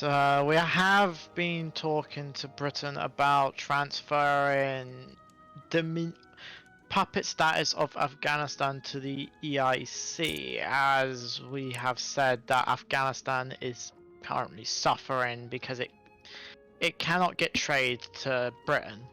Of course. And I've said that it would be better that if it was with a regional power. Well, if they went under your control, that would solve their issue, and then obviously us securing the regions, everyone would be happy then, I think. Though we do know that Afghanistan is developing opium plantations. So we explicitly heard from their government they weren't going to do that. Oh. I think But that was a long time ago. I think he told me he built like 4 plantations, and I think he said to me stop building them after you told him not to build them. He said he'd build some, and we weren't opposed. I mean, we don't like it, but we're not going to stop him from not developing it. But I think the general idea is not to encroach on our exports. But yes, we would be fine with you owning the Balochistan Peninsula. We would be fine with that. Very well. Though we do have issues with Europeans, with them having treaty ports in India. Portugal. As far as I know, Portugal has been enforcing, or at least on your borders, they do have a border with you in Oman. Out of RP, there was already a deal made about that. There's going to be a transfer. The British are going to own Zanzibar down there, and we're going to have the True Seal states under our control. That was the deal. I see. Yes, I will warn you that the Portuguese seem to be heavily enforcing or heavily using slavery within the Indian Peninsula. We also do have that in Iran, unfortunately. There is beginning to be a bit of a taste for getting rid of it, but our government is seeking to avoid a civil war in order to do so. Yes, as the Shah, although he has expressed a displeasure towards it, is not willing to obviously risk a civil war in order to get rid of that particular institution. Yes. I wanted to ask what the Iranian opinion would be if we got rid of the Sikh Empire, or at least brought it under Indian control. We would, although that's in our sphere and they have historical influence in the region, we're not opposed to it. We would also likewise like to ask, it's been quite a while, and given now the hostility with Russia, what would the EIC think of us potentially bringing Bukhara under our control, if it could be done? Well, we would, of course, I would say that Bukhara and I can't pronounce it, the one next to it, Kokaland, I think it's called. Yeah, Caucus, yeah. Yeah, Caucus. We would support, of course, you having those. Though, with given Russian diplomacy, I feel like Russia would intervene, which might be. They certainly would. I'm just asking for general sentiment. There's always the chance that the tides will change against Russia, and if that was to happen, we just wish to get a general sentiment of acceptance from the EIC. Yeah. Yes, we would support you, and we could hand, since I am planning to get Afghanistan transferred over to be given raised autonomy status with them joining me, we would support you taking those territories over. Wonderful. That is exactly what we hoped. Yes, yes, and with that we can help you support against the Russian aggressive foreign policy that they've been doing. I hope so. It will take time, though. Britain has expressed a disinterest in direct land wars, so it will be quite some time before a potential war could happen with Russia. If we continue at our current pace, given time, we may be strong enough to fight alongside the Ottomans against them, but that will not be happening anytime soon. I can tell you that. Yes. Yes, of course. Though I do believe that Macron and Balochistan will capitulate to you without a fight. I hope so. The Macronis have not backed down yet, but we will see. There's still time. If it comes to direct war, we are more than capable of dealing with them, though. Yes. Is there anything else, Governor, that I can help you with? Well, as you might know, the Indian princedoms. They are, as you know, they are disappearing, as you can probably have told, or They probably do have noticed. it seem to be going away very quickly. Yes. Yes, we hope that that won't be of any issue with Persia or with the East India Company, being that we are trying to centralize the Of course not. Indian continent. We had always assumed that there would come the day where the princes would have their autonomy taken away. Yes. So it is of no issue to us. Although I do think Afghanistan did have plans to take the territories you're now taking. But Perhaps they had plans, but well, we're happy to cooperate with them, but it is kind of we're past that point now. Yes. Is there anything else you need? Nothing else on our end. Thank you for your time, and we're glad to look forward to future cooperation with you. Yes, thank you. Cool. All right, we're gonna take Makran, we'll take Kalat, and then yeah, be in really good shape. At that point, we've expanded to everything we can really in Central Asia besides Bukhara and Kalkand, and the EIC back us for Bukhara. He is right though. There's no way we'll get Bukhara without a war with Russia. So, yeah. What's up, Svenska? I haven't seen you in a while. Hope you're doing well, man. Charles always sounds tired. To be fair, he's on British time, and we always play these games late, so it's always pretty late for him, I think. All right, we're in good shape. Yeah, at this point, I mean, like we just got to work on our economy and long-term maneuver towards obviously getting more of Arabia under our control and get our territory back in the Caucasus. I mean, we're in really good shape. Another sweet.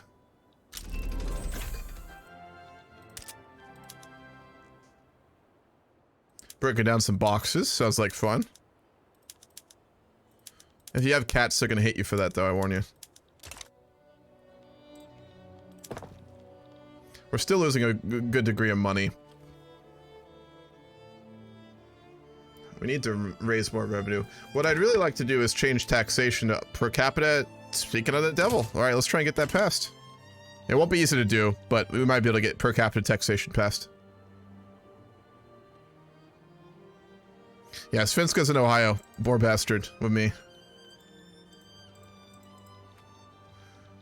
Poor guy. You know what I've loved lately, though, is all this fucking, like, Ohio memes about how horrible the state is, which is so fucking great. It's been a lot of those lately. I usually let my cats take care of the task of box destruction. Exactly. They'll do it for you, you know.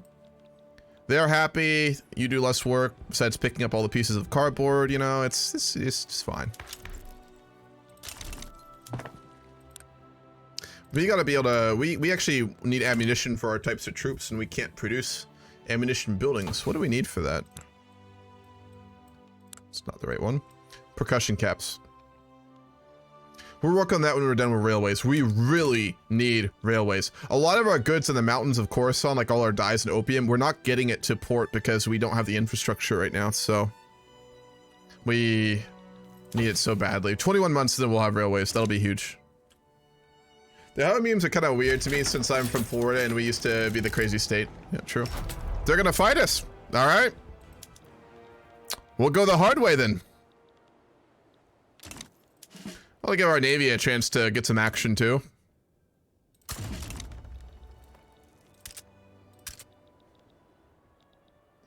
So many memes of us. Yeah, Dolphin. It's been pretty funny. I think YouTube knows I'm from Ohio because I keep getting recommended like Ohio fucking videos about that stuff right now. I mean, it's also really just a general popular thing, but why do we have so many things in our construction queue? Oh, right, all the opium. That'll do it. We got tagged in 2 posts. The landowners have become too entrenched. If this is from the Ottomans. If the Sultan tries to pass laws to reform, the landowners descend. And if the landowners descend, then the government is stalled and cannot pass any laws. Reformation has failed and our decline will continue. As such, the Sultan announces a new path once forged in Islam, bolstering ourselves with our Muslim brethren. Emboldened with a modern military, the Sultan proclaims himself the protector in Islam and will seek to protect Muslim nations in their jihad against aggressors. A new era is proclaimed and Islam will pave the way. And he tagged us in Egypt in that. Then we got tagged in, I think, another post. It's the same one by Ottomans, just in another channel. Cool. Well, the Ottomans really want to cooperate with us, so we'll have to start thinking about long-term what we want to do with the Ottomans. We're friendly to them right now-ish, but, I mean, there are some major differences that are pretty existential. Are we going to have to sit through memes of the Ohio man? Probably. We've had a similar meme to Ohio about the city of Boras. Weird, but fun, I guess. It's kind of entertaining, you know? Especially if you're from the area. We don't have enough goddamn ammunition. God damn it. It's because the goddamn Austrians and Prussians are eating up all the world's ammunition in their little war. Did they fight the war? Yeah, they fought in the war. Oh man, yep. It looks like the Northern German Confederation is winning. They're pushing into Bavaria right now. If we get enough ammunition, we'll be fine. A little bit of artillery too.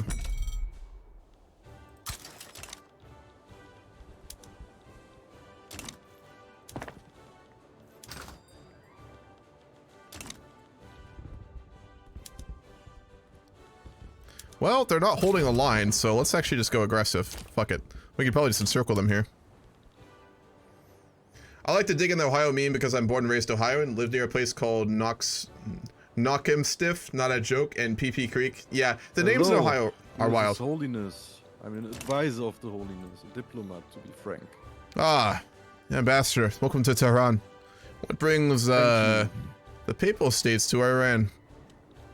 As you know, the Papal States grew not only in territory, but as well as in the economical power and our industry.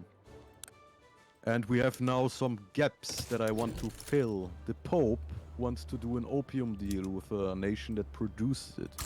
And as I am the ambassador to Persia, I want to create a deal between our two nations. The Papal State is looking to buy Iranian opium. Yes, that's right. I must say that is quite unexpected. Although we are very, very open, and I will warn you, we are having actually trouble with the quantities that we're trying to export right now as we can't get it out of the mountains. We've got experts from the West right here helping us to implement railway systems, of which we have none right now. But until we manage to build rail lines up into Khorasan in the interior of Iran, we're going to struggle with quantity at the moment, I'm afraid. We're happy to do business with anyone regarding opium, though, so we're very interested. Do you know what general quantity the Papal States would be looking to import? Let me check it out real quick. I need to look into my documents. 1 second. How much could you offer? Let me ask it like that. How much could you offer? Well, quite a lot. As I said, we are just continuing to expand, and we made a deal with the British. We're going to be securing Kalat, which brings up even more opium fields to us. So, frankly, a significant amount. Obviously, though, again, the railway issue is holding us back at the moment in that regard. We would need 100 to 300. This is very doable. We'd be very open to doing that. I would say you will be heavily competing with some of our other export markets until, again, the railways are built, but we promise that it is our #1 priority for Iran right now is to get those railways built and to get the dyes and the opium out of the mountains of our country. Perfect. All right. Very well. Good to make deals with you. We're happy to do business with the Papal States regarding opium exports, and we hope that you enjoy our product. Perfect. All right. Goodbye. Thank you for your time. Assalamu alaikum. Alaikum salam, brother. Welcome to Tehran. Our Tanzimat has failed us. The reformers betrayed our country, let me tell you this. And the Sultan had a vision of a unified Islamic community. And now he portrays himself as the defender of Islam. We have seen the public statement you have made to the world on that. I must say I'm very glad to hear that there's an interest in Muslim solidarity, though I'm afraid that has not been very much expressed by Egypt, which is concerning given their, obviously, direct administration of the holy cities. Perhaps there can be some compromise on that, but there are Muslims that are controlled by Europeans and they're being subjugated, and those poor Crimeans, they just to speak nothing of the Caucuses and our brothers and sisters who were slaughtered after the Russians occupied that land. Of course. And this jihad will be commanded by a modern military. Let me tell you this: the Ottoman Empire is no longer weak when it comes to the military. We're very glad to hear that. We are attempting to modernize ourselves, and I think we actually do have a equivalent technology now to many powers, but we do lack still a professional modern military. The landowners and khans, they always push back so hard. It's our problem too. We need to outlaw slavery. It is against Allah's vision, and we can't have it. And these landowners have run amok. You are spouting a similar problem to which we have here. I know this issue well. I will say that we are very much open to cooperation with the Ottomans. I hope you have already seen that, given that we did torpedo and effectively managed to destroy an attempt to have a coalition war against your country. It's true. True. We love that. We very much appreciate it of your efforts. We also do view religion as important. The Shah is predisposed. He is in his chambers often these days, predisposed, but he is a very religious man, as are many of the court here in Tehran. And although we are very different in that regard, I would rather cooperate with a fellow Muslim than a Westerner or anyone else. And I don't think there can be unison until Egypt departs from their Russian overlords. I agree. We did attempt to facilitate a war with Russia. Britain is very interested in cutting them down to size. However, there is now a new foreign policy from their government wherein they are not interested in fighting direct ground wars and more look to financially help and navally help. So we are attempting to build up our own military and power base again. We have promises of Britain to give us many concessions and help in the coming years. And we do expect to be able to field a very powerful modern military soon that could potentially, alongside your own forces, defeat the Russians. Inshallah, God willing. Indeed, brother. But it will take time. It will take time, yes. Well, we are at least now ready to desert. I am very glad to hear that, and we are doing our own part to prepare for such a thing. Great. Perhaps further economic cooperation between the Ottomans and the Persians. I have already attempted to prioritize imports from your country, but perhaps a mutual, to begin things, a trade deal, perhaps to begin to prioritize one another's goods in order to mutually build one another up. I'd rather see goods and profits going to fellow Muslims and the Ottomans than, for example, a European country. We can get behind that and agree to it, especially as we'll need opium soon. We have a lot of it, though I will say we've had many diplomats here recently also seeking Iranian opium. We are attempting to obviously build up rail lines into the mountains of Iran that are currently stymieing our attempts to export more opium. But yes, we would be, of course, willing to give our fellow brothers first priority for this. Our Muslim brethren in West Africa have revolutionized opium farming, I hear, and perhaps they need liberating. And the Sokoto. Indeed. I know that they are firmly under the French control. But that is a discussion for another day. For it now, is. we will do trade. Absolutely. And as I said, I will attempt to also discuss with my financial advisors potentially even shifting some of our imports away from Europe and from the Ottomans if you can meet our demands as well. Yep, I think we can. Perfect. Perfect. Well, I will leave you. Farewell, brother. It was good to speak with you, and we look forward to the future together. Farewell.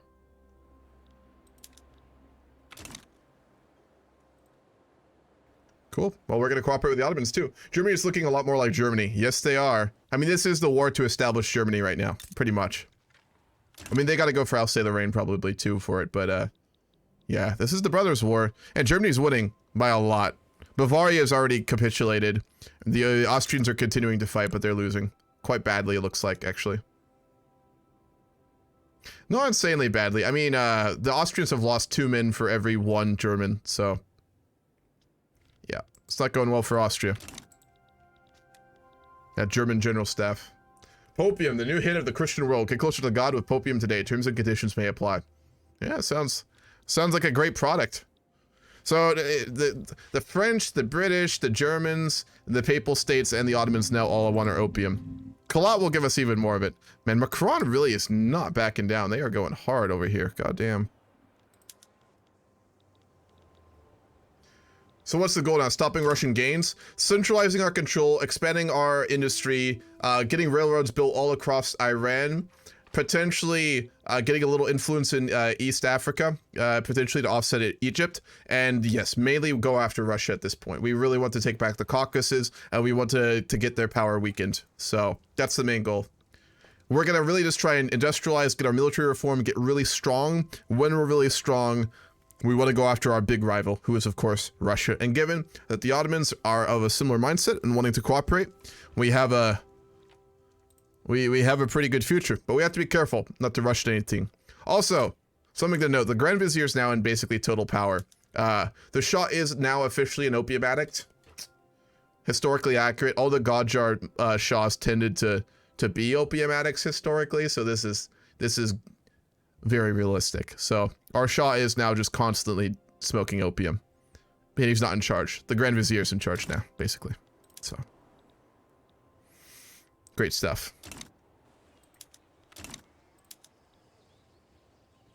Alright, they should almost be ready to capitulate here. Then we should be able to immediately go to war with Kalat, I hope. Nope, they still actually really like us. Just throw out their diplomats. They really liked us.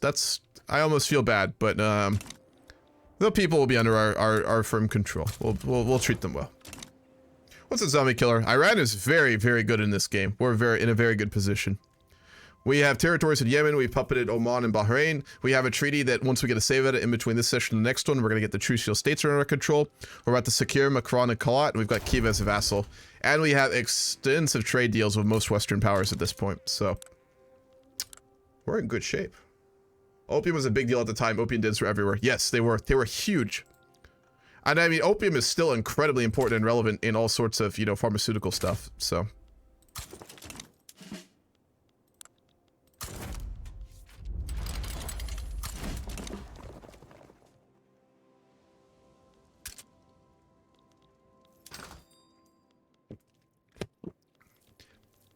Let's also work on getting some more access. We can build up some more ports here. Actually, let's make sure the ports there are already trade ports. They are. Are there any ports at all in Blukistan? There are not. No, there's two. They're just not fully employed. There we go. Okay. We gotta incorporate these states too. I completely forgot about state incorporation because I'm a dumbass. That's part of the reason. So what's the relationship with the UK, France, the European powers looking like? So right now, we have just kind of like an economic relationship with France. They are the primary importer of our opium right now, so we have a huge trade deal with them regarding that. Beyond that, they, I think, still think that we might go towards their influence, which I suppose is always a possibility, but the British have been much better about being willing to represent our interests so far. Oh, that's page 2. With the British, we're very, very, very close. We've cooperated with them heavily. We have managed to secure the Persian Gulf from them. We have a very good relationship with them. We have huge trade agreements with them. With the Germans, we have also extensive amounts of trade deals. We got the Kaiser addicted to opium, so yeah, we got good relationships with him. We're now exporting opium to the Papal States, and then with the Austrians, we're kind of neutral, I guess, but we did help resolve a situation in Bosnia for them, so I think they're semi-friendly to us at this point. So yeah, good shape. Just always hostile to the Russians, but good relationship with most of the Europeans.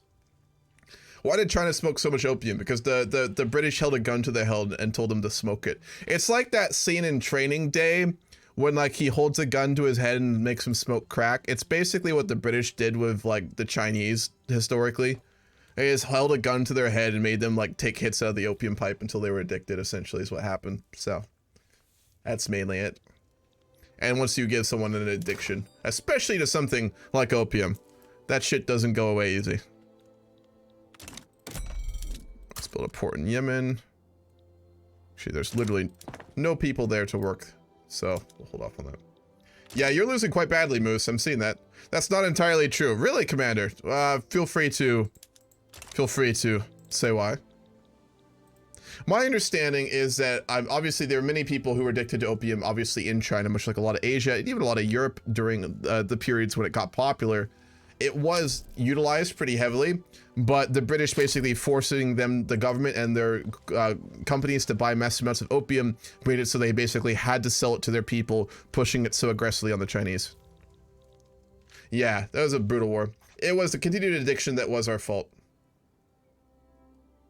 Ah, yes. Well, it was ongoing, but to be fair, there were, oh, I guess the East India Company is going to help us directly. Oh, because Siam is entering the war. Oh, hold on. Hello there. Good morning. We see that there is a very worrying situation happening with Siam. I thought they were in the British sphere. What is going on? Oh my god, GB. They appear to be trying to break free, and I'm not allowing that. They appear to be trying to side with against you in your war as maybe a attempting to break free of British rules. Like. Well, as soon as we deal with the people of Kalat, we will be happy to send our forces to Siam and help the East India Company secure their holdings there. Yes, we will definitely not be tolerating them doing what they're planning to do. It appears that Siam is attempting to break free. Charles, are you alright? You sound so fucking tired, man. Oh no, it's also the IRC's in a bit of a crisis, but you know. The British Empire is in a bit of a crisis. We are in a very much a crisis. Yes. What's happening? I posted something in the European statement. If you'd like to take a look at it. Can I get a bullet point real quick? Yeah, riots in London. People unhappy. Debt crisis is spiraling. Talks of expanding voting rights. I we see. Are 30 million debt. We are losing so much money right now. But your GDP is pretty big.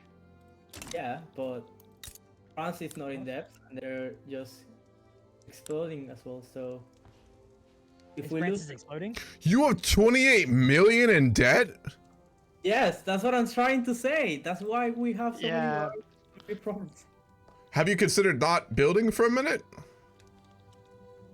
No, because then France just surpasses us. I don't allow that. Oh my god. I mean, Britain, I can't support you because I'm trying to get myself out of debt, so. Don't worry. Like, the thing is, I feel like if I stop, because, like, the things are, I feel like if I stop building, I don't know, at this point I don't want to, like, the problem is that we have laissez-faire, so, the EIC is 18 million in debt? It's being paid off slowly. I am out of debt now. He has avoided revolution. I've not. Well, it depends if the Indian landowners don't just try to overthrow me. Oh gosh. Because they don't like the fact that I'm potentially trying to end slavery in India. Okay, Belgium's finally going to Congo. The Congo. Okay. GB, have we thought about bringing a construction sector down? Because that is that bankrolling us? What is the most? All right. What's the most expensive item on the market right now? The most expensive thing is ammunition right now. Ammunition. What about? Well, all right. Sorry. Staple goods like iron, or like tools and stuff like that. That's what I meant. I apologize. There. Tools always sell. The problem is that I can make more, but explosives tools are 5%. Explosive 31, engines 25%. It's because I cannot use like. I just want to hear what the fuck's going on with the British right now. Just sucks. So, I feel like a lot of explosive, but they are not hiring more people. So.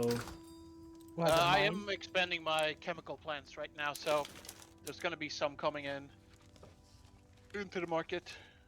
Good. That would be good. Oh my god, Birmingham's in turmoil right now. The Midlands are not happy. We have chemical plants, but they're like the cash reserves are so low. Hello. Okay, now we're fine. Afghanistan, you wanted the answer to the Yes, I said that it would be. Yes, I support Afghanistan's point of view. Economic, well, market-wise, it would be better if Afghanistan was given to under protection of a natural regional power. Like from Afghanistan to London, it is a bit far away for them to. Wait, and can you just like give me one last hurrah? No,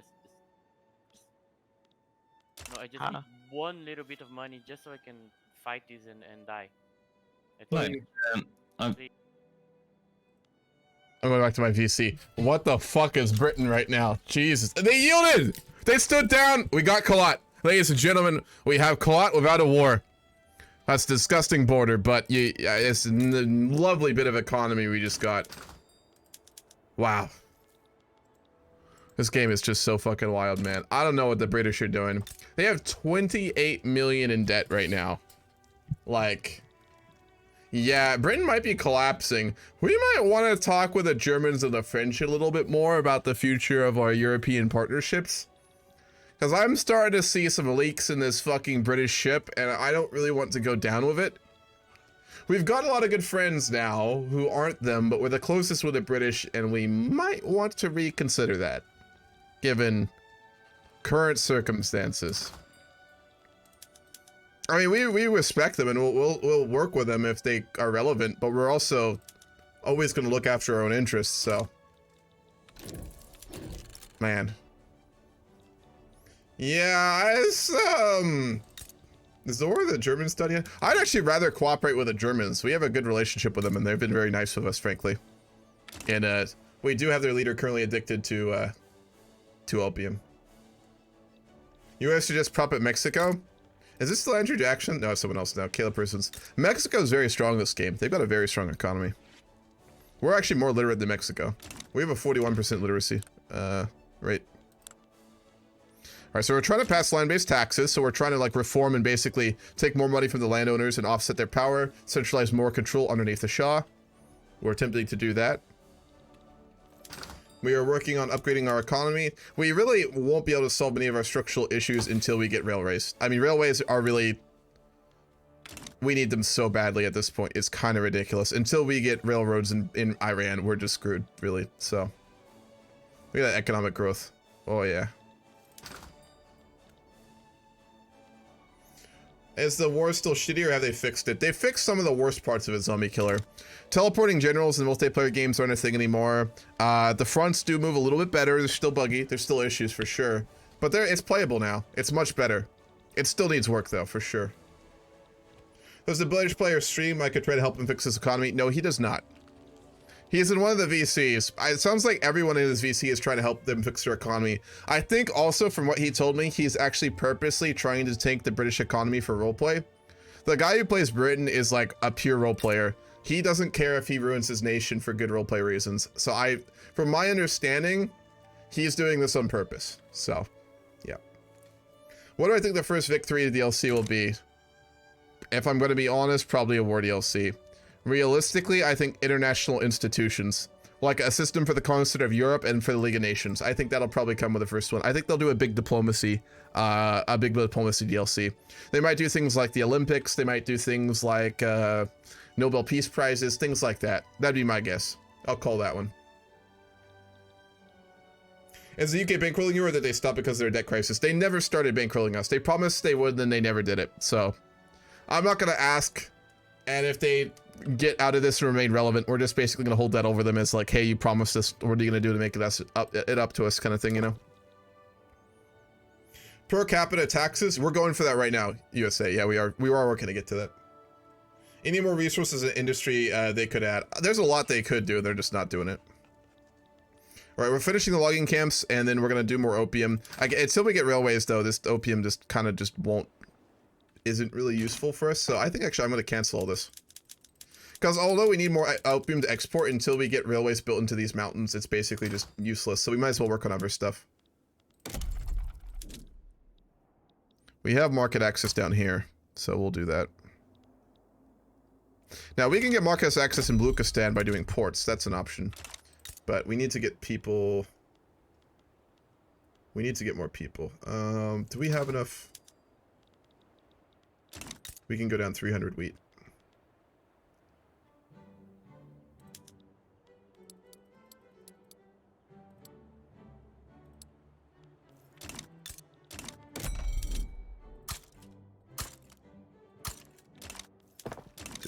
and I'm gonna just add more to the labor force.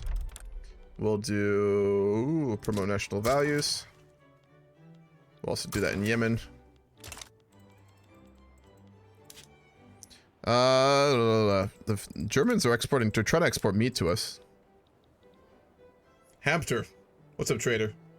Opium is very valuable this game. It's kind of ridiculous.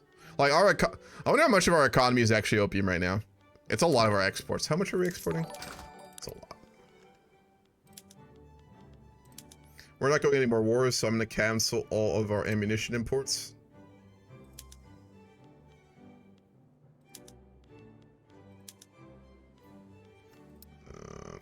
Opium exports. What are we looking at? Only 786. It'd be higher if we actually had like railways built right now.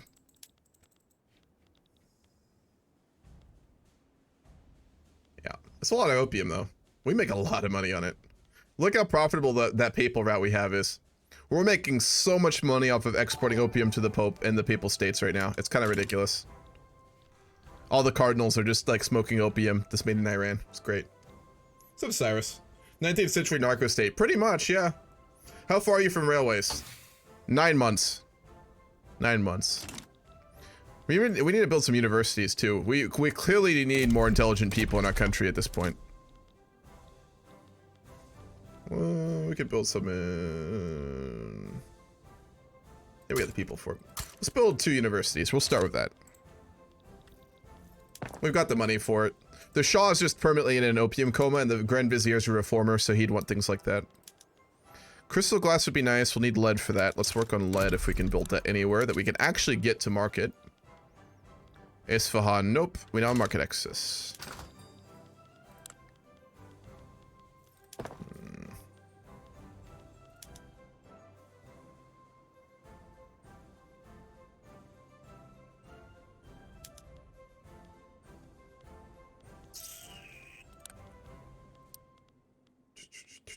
Do we have enough fertilizer now? Yeah, we can go to fertilizer. Cool. Fishing trawlers. Do we have enough clippers for that? No, we don't. How many more clippers would we need? Getting more fish would be nice. It'd increase the quality of life. We should be able to do that. We actually have a little bit of a surplus. Let's go ahead and switch. That's all just one. Alright, we'll do fishing trawlers. That'll make that more profitable.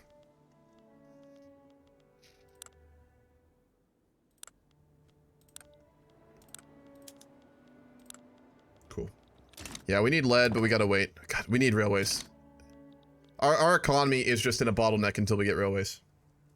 Hamu Escobar in the house. It's legal though. Listen, the British are doing it too. We're just encroaching on the market a bit, but we're friendly with them, so it's fine. If a bunch of countries get addicted to opium and suddenly stop giving it to them, will they fall into civil unrest? That's a very good question. I would hope so, but I'm not sure. One of the aspects of this game I like though with products, but especially with opium, is you can create demand for it. If I right now choose to export opium to a country that's importing none of it, it will start off making me no money, but within a couple months, I'll be making bank on it because people start getting addicted to it. So a demand is created for opium if you export it to a country, which is... If you set aside the moral issues there, it's pretty cool. What different cultures live in Iran? The Kurds in the west, the Balukis in the east, the Arabic cultures in the south, the Persian cultures in the north, Armenian and Azerbaijani up here, lots of Armenians. And then I think there's like Turkish tribes. I don't know if they're a separate culture though. See, the major ones by numbers are Persian, Azerbaijani, Baluchi, Kurdish, Pashtun, Bedouin, Armenian, Turkmen. Yeah, Turkmen is what it would be. Yeah. So, politically, the most powerful are the Persians and the Azerbaijanis. So, yeah. Vic 3 unintended drug cartel simulator. You can unironically become a drug dealing state in this. But to be fair, that's what the British Empire was during this time period. Who was that YouTube channel who made that video for when Vicky 3 launched just about that? That one channel. It's really hit and miss. The guy has like a mustache and he's really British. They made like a sponsored video for Vicky 3 about just that concept. Anyway, just take the Qing trade port and export opium to China. They have that many population. Yeah, the British are already doing that, and if we encroached on their opium market there, they'd probably actually get very hostile to us. And given we have a very good relationship with Britain, which has allowed us to become this, we probably want to avoid pissing them off.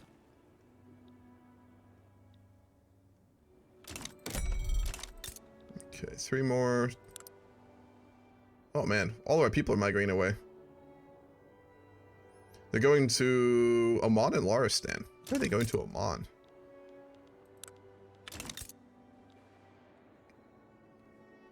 Apparently Oman's really nice. Yeah, it actually has a pretty high quality of life. Why is Oman so nice? I'm confused. They're not ours, technically. We'll annex them at some point. They're our puppet. Fuck. Ludi? No, it wasn't Ludi. It was another channel. They do paradox videos every once in a while, but they mainly do other stuff. The Qing trade port export opium to China. Already read that one? Fuck the British. What are they gonna do? Embargo us? Although the British Empire is economically collapsing right now, we still don't want to piss them off. We're not that strong. I mean, we've come a long way, but we don't want to be pissing off the British right now. That would be a bad idea. 7 months. We're probably gonna get like railroads right at the end of today's game because we only have 20 minutes left. God damn it. In turmoil.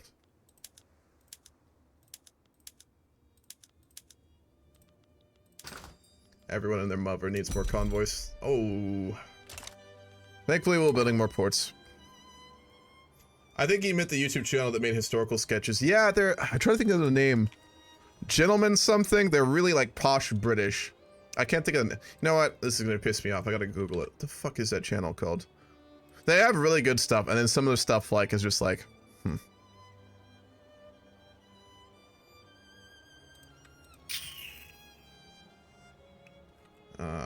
What would I search for? What was this sketch called? Like England drug dealer. Victoria 3.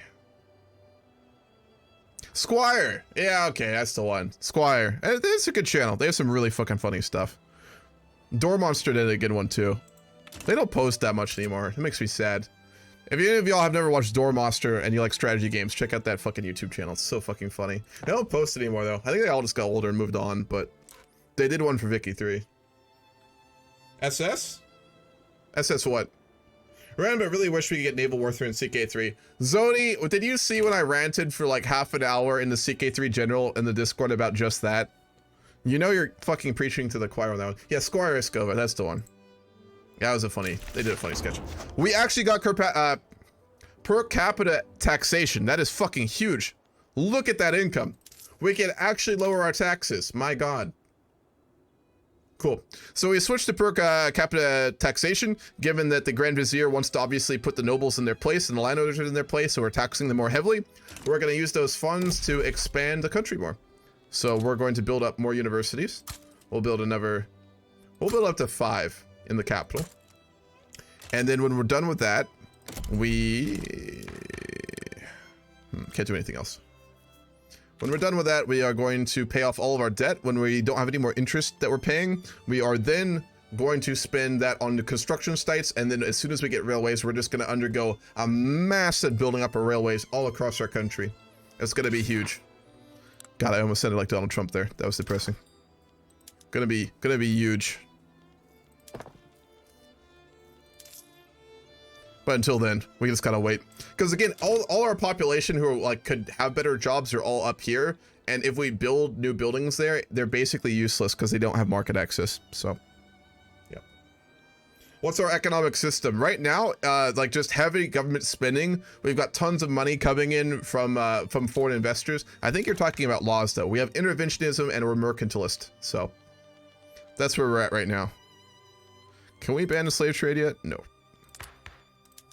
Let's take another shot at professional army. This is like the 6th time we've tried to do it. The cons really just don't want it to happen. Is it plus 20 infrastructure per railway? I think so, depending on the type you use. If you don't use passenger cars, I think it's 20.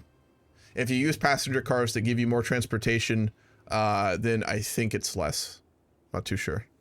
But yeah, we'll need a bunch of those. It's gonna be huge. Goddamn right. You got that dog in you. Okay. We're moving up. We're really moving up. Moving on up. Egypt's still ahead of us. We have a bigger economy than Brazil, than the Papal States, than Portugal, than Mexico. We're not far behind the Ottomans either at this point. Look at their economy, look at their economy, right? And then look at ours. We're also stagnating. But that's because we have a bottleneck from railways. As soon as we get railways, our economy is just going to blow up. It's going to be great. I'm really trying to not sound like Donald Trump about these railways, but I also can't undersell the fact that these railways are going to be great. I mean, they are. They're going to be huge. They're going to be big and beautiful. You're going to be able to see them from space. They're going to be fantastic. And we're going to make the Russians pay for them. So there's really no downside here. Well, really, we'll probably make the French, the Prussians, and the British pay for them because they're the ones who are currently bankrolling our country. For opium. But we're going to build railroads instead. Hopefully they don't find that out and get angry at us. We'll see. Anyway, to check how much access pops have to education. Access to education. Now, that's something I've still been kind of like, I don't understand myself really well. Succeeded. Missed. Obviously, the basic of it is more education access. You get that by institutions, right? And obviously having public education, I think, is a little bit more efficient. Maybe if we look at on individual pops or something. Like, let's look at a random, let's look at like a laborer's. Can we find access to education?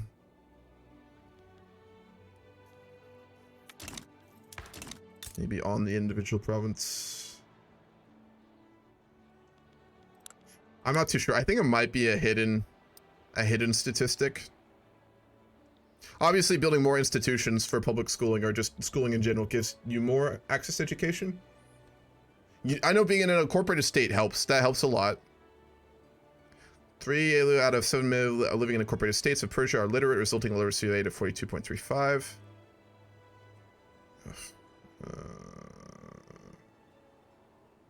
Percentage of absolute numbers of individuals in a pop who can read and write certain professions demand higher literacy, blah, blah, blah.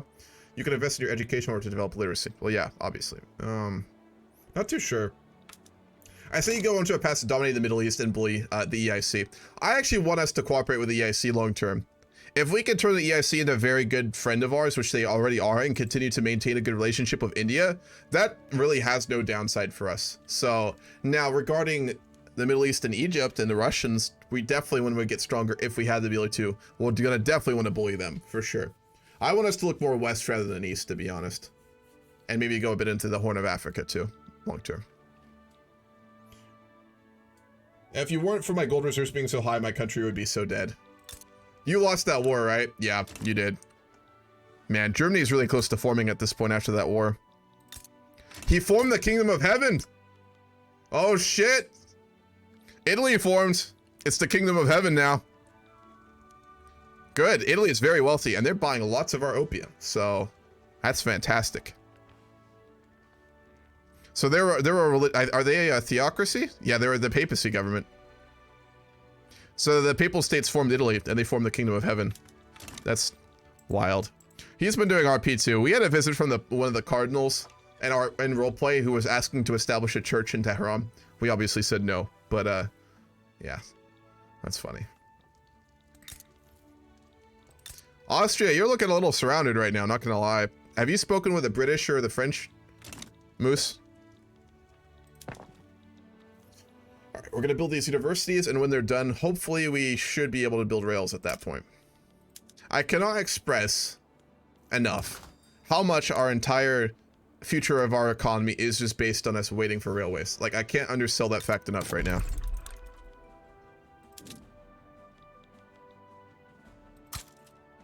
We'll build some tool workshops in the south. We'll build 3. Yeah, that's enough. Silk, I think we can also build in the south. We need 3 of those. Yep. 1, 2, 3. And then a glassworks. We will build 2 in Fars as well. God, we just need so much opium.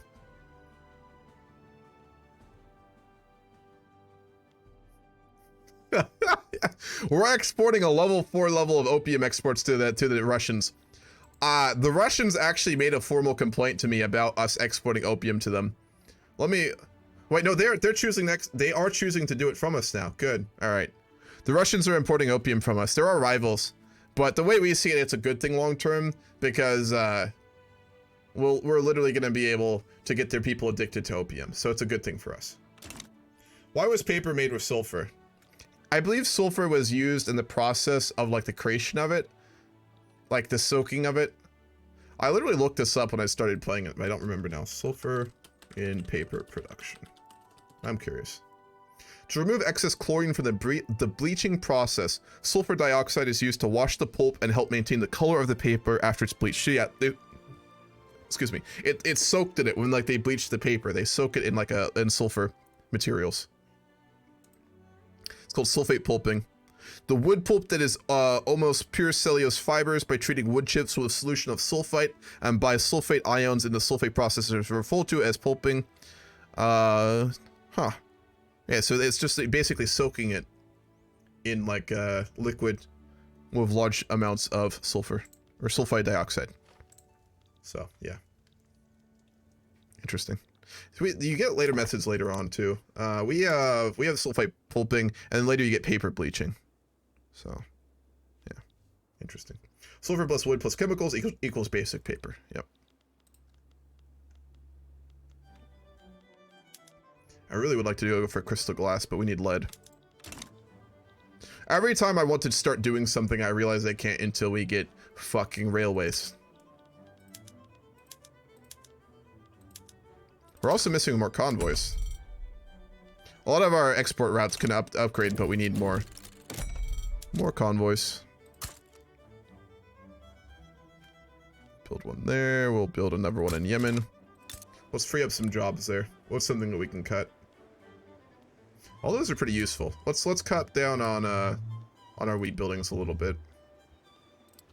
There's just not a lot of people in Yemen right now. Sulfur is too cheap right now. Let's change that. We want fertilizer to be valuable in production. How many capitalists do we have? I wanted us to develop like a very wealthy capitalist class.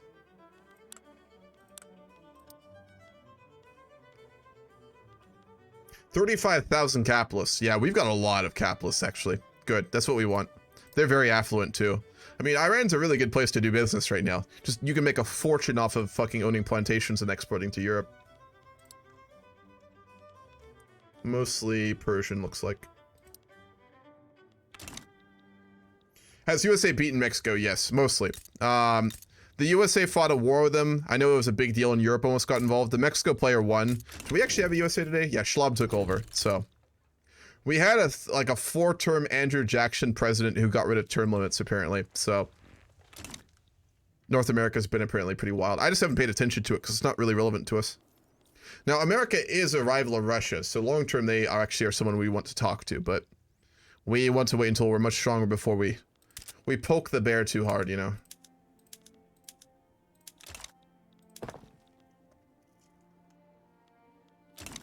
So fucking close. 14 days. 6 minutes left of this game and we're gonna get goddamn railways. This is one of the games where I'm so fucking sad we only go for 4 hours, but goddamn. Like this last session, this session is just like, can we play another 8 hours or something, you know? But all the Europeans need to go to bed, so.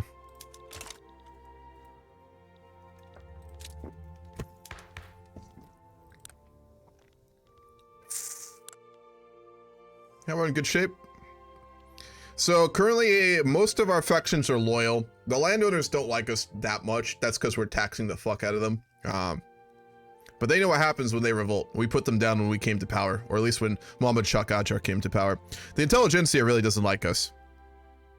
They're really not big fans. Let's see if we can actually get some more people in our government here. The rural folk, yep. And then the industrialists too. What if we got rid of the rural folk? No. All right, we'll do that. We'll lose a bit of power, but we'll get the industrialists into the government, which is good for a lot of reasons.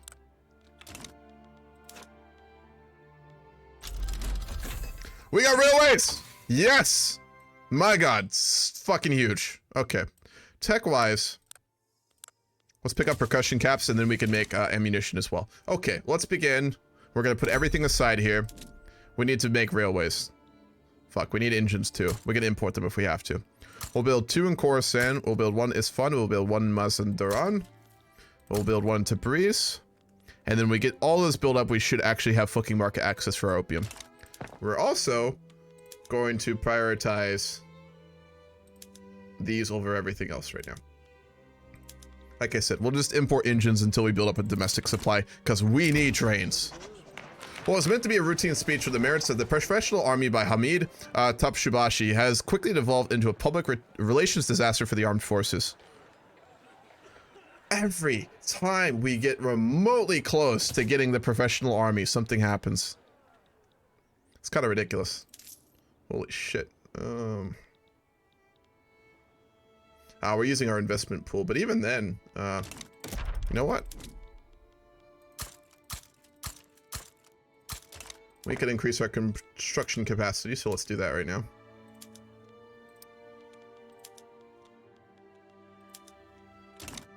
Yes, we do.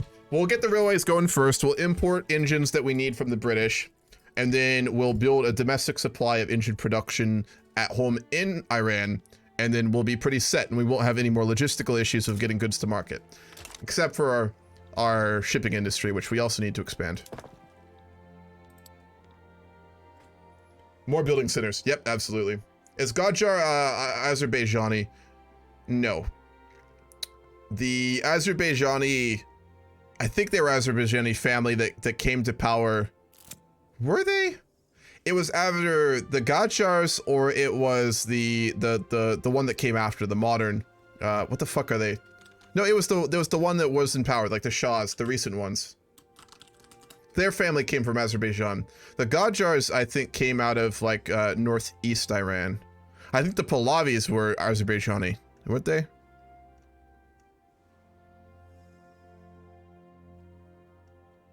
Bear with me. Now I need to check this too. The Pahlavis. No, Mazandaranan. So they were on the Caspian Sea. So was it the Qajars who came from Azerbaijan? I know one of the families did. Or was it the Safavid ones? Can you show the player map? Evan, there is no player map currently in Vicky 3 because the devs thought that was a good idea. So unfortunately not. I can go through the list of players.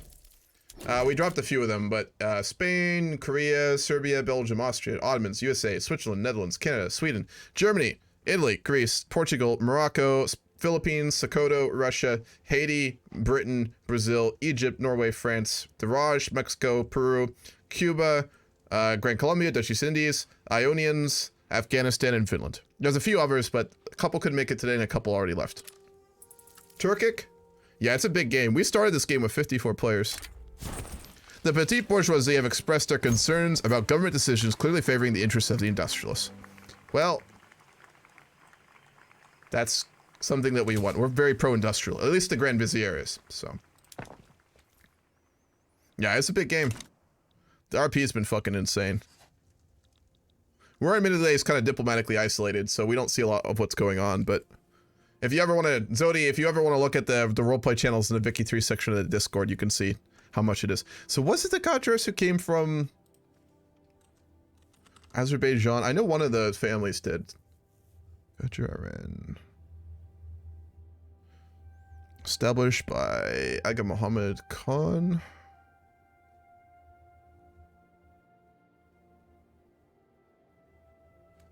No. Who the fuck was it? One of the like royal families of Iran I thought came out of Azerbaijan. Iranian, Azerbaijan. Or am I tripping?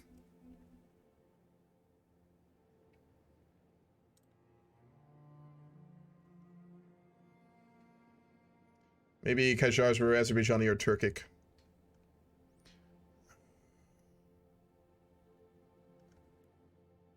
I've read about something about that recently, about Iranian history relating to, like, maybe it was just, like, the presidents of Iran who came out of the Azerbaijani region or something. This is going to take too long for me to look up, but I think there's something to do with that. Also, I think the game is probably ending right now. Right when we actually get to build railways, too. So, I'm going to have to go look that up later. How about multiplayer stability? Is it better than the older games or no desyncs? It's gotten better since launch. It's not amazing. It uses the CK3 system, which tends to be pretty buggy. There tends to be a lot of desyncs with it. We had a lot of desyncs when we first started it, like the first couple weeks when Vicky 3 dropped. It's gotten pretty stable. I mean, I think we've had one desync today, and I mean, this is a 40-player game, so it's been pretty good. All right, game is ending here. I'm going to end the stream. This has been fucking nice. I'm sad it's over, but we'll continue next week. Let's go find someone to raid. Chip is streaming the Vicky 3 game. I raided him yesterday. Let's go see if there's anyone else to raid. The Qadrs were a Turkmen tribe that held ancestral lands in present-day Azerbaijan, which was part of Iran. Thank you, Hart. Okay, I wasn't going crazy. Cool. Awesome. Thank you for answering that question, so I don't have to go scroll through Wikipedia for like half an hour after this. I might still do that, but... Tori 3. Let's see who's streaming.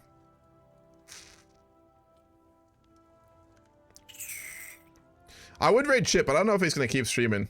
You know what? Fuck it, we're gonna raid Chip. If he in streams, he'll go raid someone else. So we'll go raid him. He's a cool dude. He's playing our game today. Very entertaining guy. I do watch him for fun now and then. I mainly just lurk though. What's up, Tall? I'm ending right now, man. That timing. So I won't be streaming for the rest of the week. I'll be back on Friday. On Friday, I'm going to continue with the Elder King's Whiterun game. And then I'm going to be continuing in the evening with the Iran Millennium Dawn game. This game will continue next Sunday. We'll have really next weekend, and then I'm going on holiday for a week, so I think I will be back for the Friday to stream. But holidays will happen. After the holidays in January, I should be streaming a lot more. So heads up about that. But alright guys, thank you for watching. I hope you enjoyed. I really enjoy these roleplay games, especially these Vicky 3 ones. They've gotten so fun. I hope they're entertaining to y'all as well. So have a good evening.